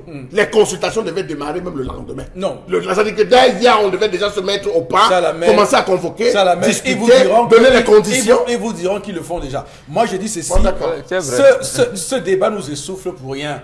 Il y a plus important après. C'est l'après-dialogue qui est le plus important. Il faut expliquer ça aux gens. On a vu là où 91 nous a conduit. Justement, on a vu là où 91 parce que les gens ont gaspillé l'énergie avant. J'ai dit que c'est important de rester. Et je pense que j'écoutais attentivement Sambaka, parce que c'est lui qui m'a permis de comprendre cette affaire. Je l'ai écouté attentivement. Il m'a dit non, faut pas qu'on se gaspille. Tirons les leçons du passé. C'est après le dialogue, les résolutions. Beaucoup, comment a demandé quelles sont les garanties de ce que sera appliqué. Mais non, non. Allons déjà d'abord les résolutions.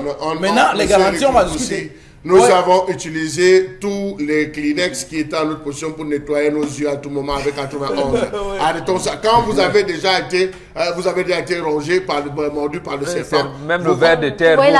Oui. Parce qu'il était même prévu une deuxième tripartite qui devait évaluer l'application des résolutions, des recommandations prises. Elle n'est jamais arrivée. Les gens poseront ces questions. Non, mais attendez, c'est pour ça que je dis qu'on a des Kleenex, on a nettoyé nos yeux. Maintenant qu'on annonce, je préfère qu'on reporte.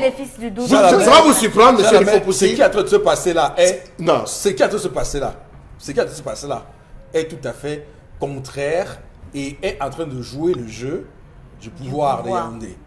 Parce qu'ils vont dire à l'ONU le mardi prochain, j'ai tendu la main, mais actuellement il y a beaucoup de gens qui sont réticents, ils exigent ci, ça ici. Et ça quelles sont les conditions dans lesquelles vous tendez la main? Et ça prend du temps. Mais monsieur Rifopoussi, vous ne pouvez pas faire ce que Jaréen avait fait au roi des Bameyans. Lorsqu'il se rend compte que les Bameyans, je vous prends cette histoire, il se rend compte que les Bameyans sont des merveilleux sculpteurs. il décide qu'il va convoquer, parce qu'il voulait s'accaparer, il décide qu'il va convoquer les Baményans chez lui pour organiser une grande cérémonie. Il organise la cérémonie, sauf qu'il décide de dialoguer avec le roi des Baményans dans une pièce. Les soldats s'opposent en disant qu'on ne peut pas discuter. Ils disent non, laissez-nous aller discuter. Or, derrière la pièce, il avait gardé quelqu'un avec une matiette, un sabre, qui a ôté la tête du chef du roi Baményan. C'est pour dire qu'il faut définir le lieu, l'espace et les conditions dans lesquelles cela va se passer. Ne demandez pas aux gens d'aller, donc on va se retrouver à la dernière minute, vous dites que ça sera dans X ou Y pièce. Non, monsieur Eric Fopossi, je ne suis pas partant pour ça. Je pense qu'il faut donner des conditions claires, il faut donner des méthodes, les différentes personnes doivent se connaître, ils doivent se constituer. Parce que là, à ce niveau, ceux qui doivent aller doivent se constituer, en sachant que nous allons avec tel point, tel point, tel point. Nous préparons nos différents points. Il ne faut pas qu'on prenne les gens au contre-pied. D'accord. Ça, c'est un piège, je suis d'accord. Les partis politiques, si c'est poussé pour les partis politiques sont légaux, ils devraient exister, en non? tout cas, La société civile. On sait aussi qu'ils ont plein de partis politiques satellites. Non. Là, il faudrait bien qu'on... Non, tout ça doit être tenu. Chalamel, Oui. ce qui est important de rappeler, c'est que on est en 2019 et le Cameroun a une histoire. Les hommes C'est que vous voyez partant là- de cette histoire. Oui, c'est pour vous dire que pour les propositions, tout le monde sait à peu près quelles sont les positions des uns et des autres. Le gouvernement a une position qui est claire depuis. L'opposition a ses positions. La société civile a plusieurs fois envoyé des moutus de code électoral, c'est qu'il faut changer les articles. le il faut pouvoir changer, a refusé que le pouvoir d'appliquer. refusé d'appliquer. Donc tout est là. On est plus au moment où on réfléchit qu'on va dire quoi. Tout est déjà clair. Chacun a ses positions. Il faut qu'on soit d'accord sur ce que chacun veut dans ce pays. Donc maintenant, le reste des choses qui vont être faites, il faut observer et juger sur pièce. Alors, on va rapidement prendre la dernière information ce matin, Karine. Oui, on parle de... Il y avait... L'aéroport. On parle de l'aéroport, une nouvelle mesure de sécurité à l'aéroport international de Douala surtout, qui impose aux familles d'attendre ou alors d'accompagner leurs voyageurs et s'arrêter justement au niveau du parking payant. Et dans ce parking payant-là, les véhicules ne sont pas sécurisés, les personnes non plus ne sont pas en sécurité, ce qui fait qu'on peut vous agresser puisqu'il y a le noir, il y a aussi des enfants de la rue, il y a autre chose qui peuvent vous arriver de ce côté-là. Personne n'est sécurisé. Et lorsque vous approchez même les vigiles, certains vigiles là-bas, on vous dit que c'est comme ça que ça se passe. Donc, il n'y a personne là-bas pour garder ces véhicules et ça met les voyageurs en danger et même les familles. Alors bon, Chalamel, pardon, commentaire 30 secondes. Alors, il faut dire quand même, monsieur, il faut aussi que j'ai eu ce malheur. J'ai eu le malheur de vivre cela. J'ai eu vraiment ce malheur de vivre. Lorsque vous arrivez, on vous interdit de rentrer. On vous demande d'aller dans le parking. Lorsque vous arrivez dans le parking, vous avez des individus. Oh, grand frère, bonjour. S'il y a même les CFA, tu me laisses les dollars, tu me laisses, même si c'est les francs d'Afrique de l'Ouest, tu me laisses. Je dis, mais attends, moi je suis en train de vouloir bouger, je suis en train d'arriver. Vous pouvez me poser des questions, je suis en train d'attendre quelqu'un.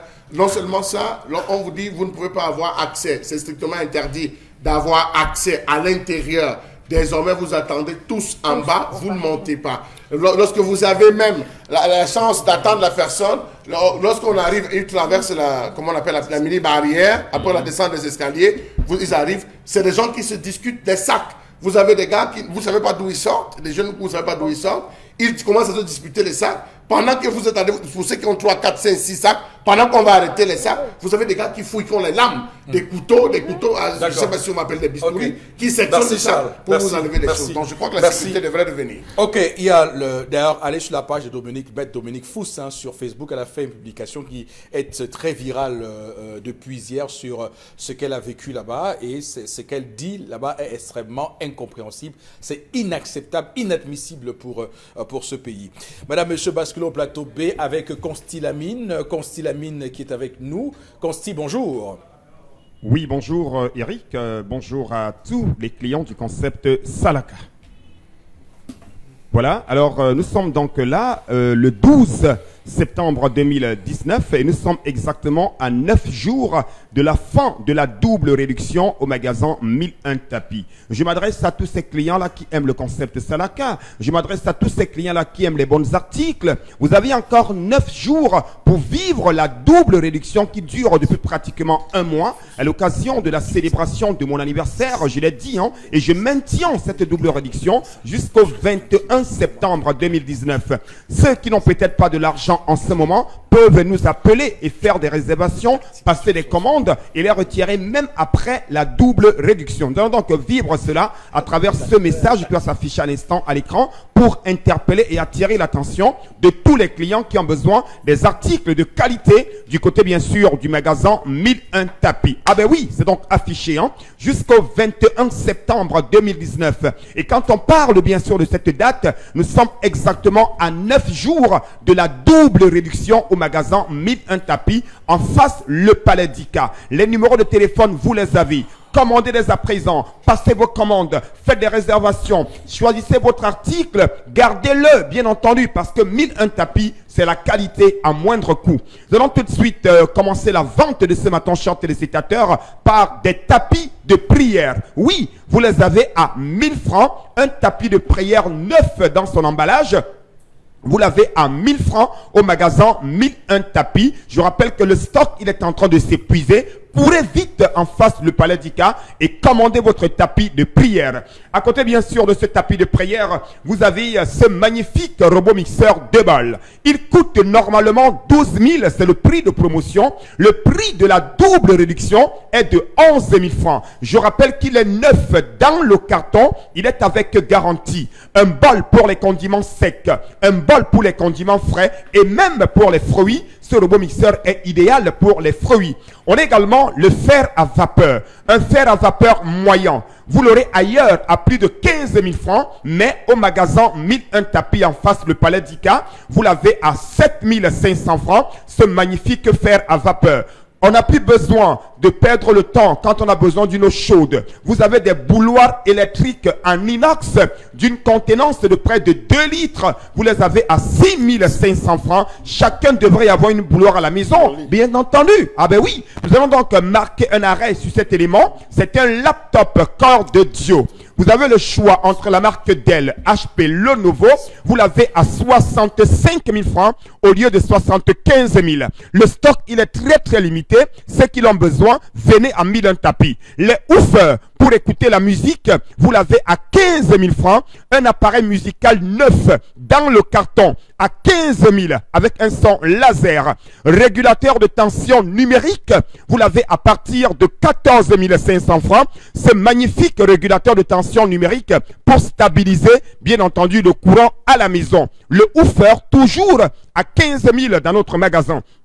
La suite nous conduit rapidement à un ordinateur complet. Oui, une clé USB, vous l'avez donc à 8 500 francs. Voilà, ordinateur complet à 40 000 francs. C'est un ordinateur complet pour les établissements, pour la maison, pour les entreprises. Vous l'avez à 40 000, ce magnifique ordinateur complet. Les imprimantes de qualité supérieure de marque Canon, elle est neuve dans le carton. Cette imprimante de marque Canon, vous l'avez à 33 000 francs avec les cartouches de rechange à l'intérieur, bien entendu. Laptop Core i5 de marque HP ProBook 6570, 250 Go de disque dur, 4 Go de RAM, lecteur DVD Wi-Fi et bien entendu graveur DVD.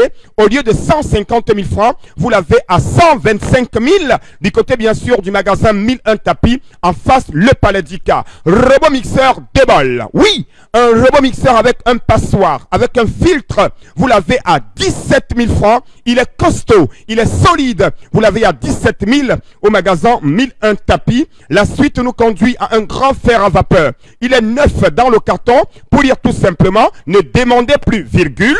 Les fers à vapeur virgule aux voisins. Point virgule, parce que 1001 tapis est en train de vendre des fers à vapeur à 12 000 francs. Ce ne sont pas les fers à vapeur déjà utilisés. Vous les avez à 12 000. Une magnifique rallonge. Elle est longue, elle est solide, elle est d'origine. Vous l'avez à 4 000 francs.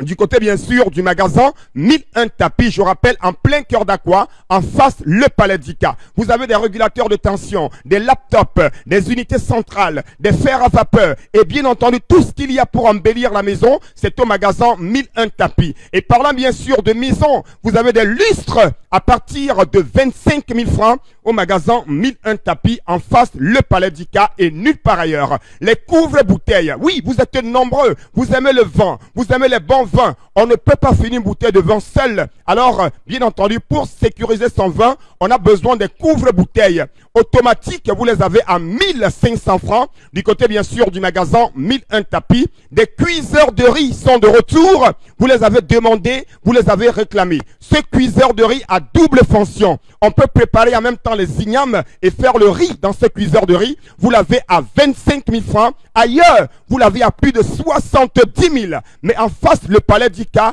et au concept Salaka, vous avez un cuiseur de riz neuf dans le carton à 25 000 au magasin 1001 tapis. Je rappelle à tous les téléspectateurs, commandez-les à présent. N'attendez pas la fin de la promotion. Voici le laptop de 125 000. Voici le robot mixeur. Voici la bouilloire. Voici en direct les rallonges. Vous les avez à 4 000. Profitez à présent. Venez au magasin 1001 tapis. Les couvre-bouteilles, les voilà à 1500 francs. Nous sommes en face du palais d'Ika. Commandez-les à présent et vous ne serez pas déçus. La qualité, c'est avec le concept Salaka.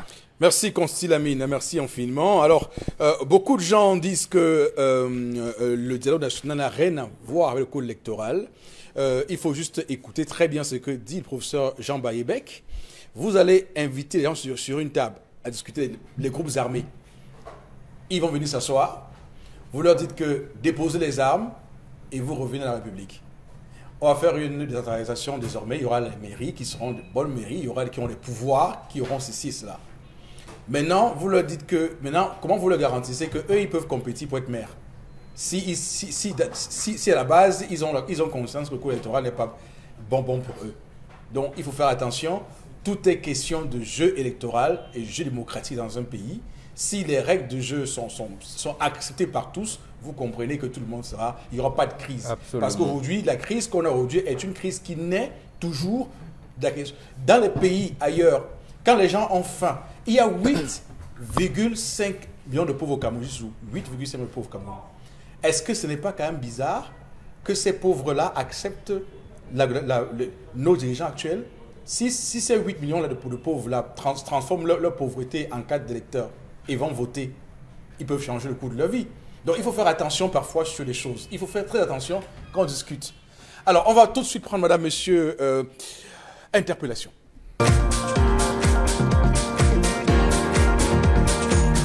Bon, le véritable problème de notre pays, c'est le gouvernement. C'est-à-dire les membres du gouvernement se sont accaparés des biens. Ils ont des comptes bien fournis et les enfants fréquentent dans des pays étrangers. Et ça fait que la richesse se transmet, elle est héréditaire. Et ça fait que la majeure partie de la population étant démunie, pauvre, ne peut pas s'en sortir.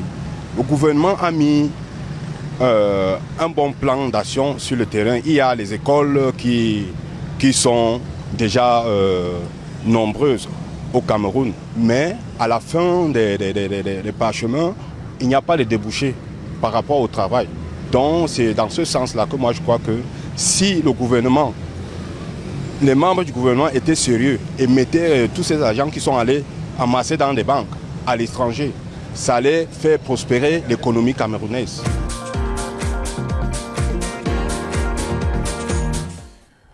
En 20 secondes, Robert, juste un mot sur ce qu'il a dit.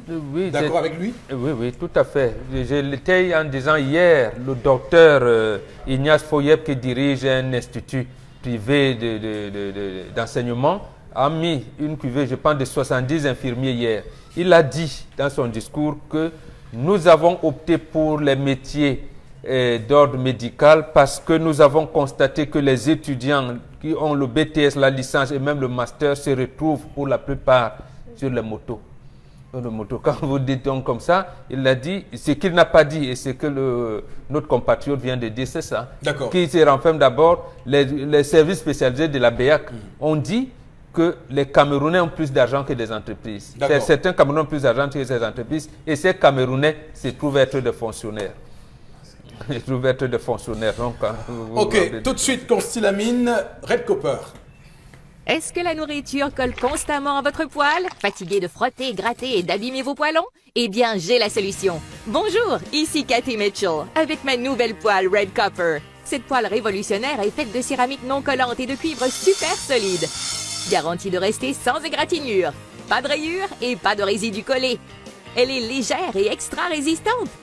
Elle ne s'égratigne pas et elle ne s'effrite pas dans votre repas. Regardez, des biscuits trempés dans le sucre à la cannelle et glacés de caramel collant. Mettez au four. Red Copper va au four avec sa poignée qui résiste jusqu'à 500 degrés Fahrenheit et le tout glisse tout seul. Miam! Cuisine et santé. Des lanières de poulet presque sans gras et presque sans huile. Red Copper utilise un cuivre pur à 100%, si durable que vous pouvez couper du beefsteak et des oignons pour un sandwich au steak et fromage fondant. Rien ne colle. Battez-y les œufs sans bol à mélanger. Vous gagnerez du temps. La poêle Red Copper est sans PFOA ni PTFE. Elle est sécuritaire pour vous et votre famille. Flambez vos desserts, grillez du poisson ou faites cuire un poulet au parmesan. Tout glisse facilement, même le sucre caramélisé ne colle pas. Versez sur des arachides pour une délicieuse gâterie. Vous aurez toujours une poêle propre. Fouetter, cuire, frire et même retourner. C'est vraiment la poêle la plus polyvalente sur le marché. Et en plus, elle va au lave-vaisselle.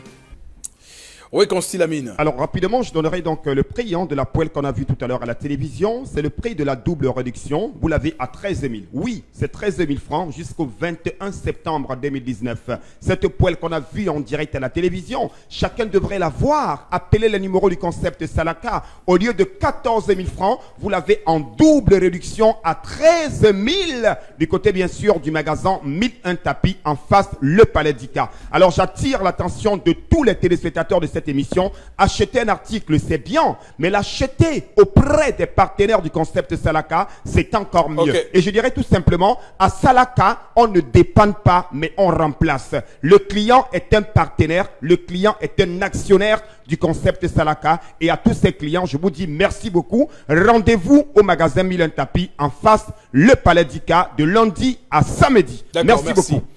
On va lire deux messages, Karine, avant de sortir. Les épaves ne sont pas retirées. Et à quoi on parle de OK, voilà. OK, voilà. Vous avez raison, les épaves ne sont pas retirées à quai, au quai Boscam, appelé Port Gabon. Rien n'est fait. En juillet 2019, un bateau transportant la marchandise a chaviré au large de la Guinée équatoriale avec 3 membres d'équipage disparus. Jusqu'à ce jour, l'armateur ne dit rien à la famille. C'est Legois Étienne depuis Libreville au Gabon. D'accord. On envoie ce message. Merci infiniment à vous, madame, monsieur. Passez une belle journée sur Equinox Télévision. On se retrouve demain 10h. Que Dieu bénisse le Cameroun.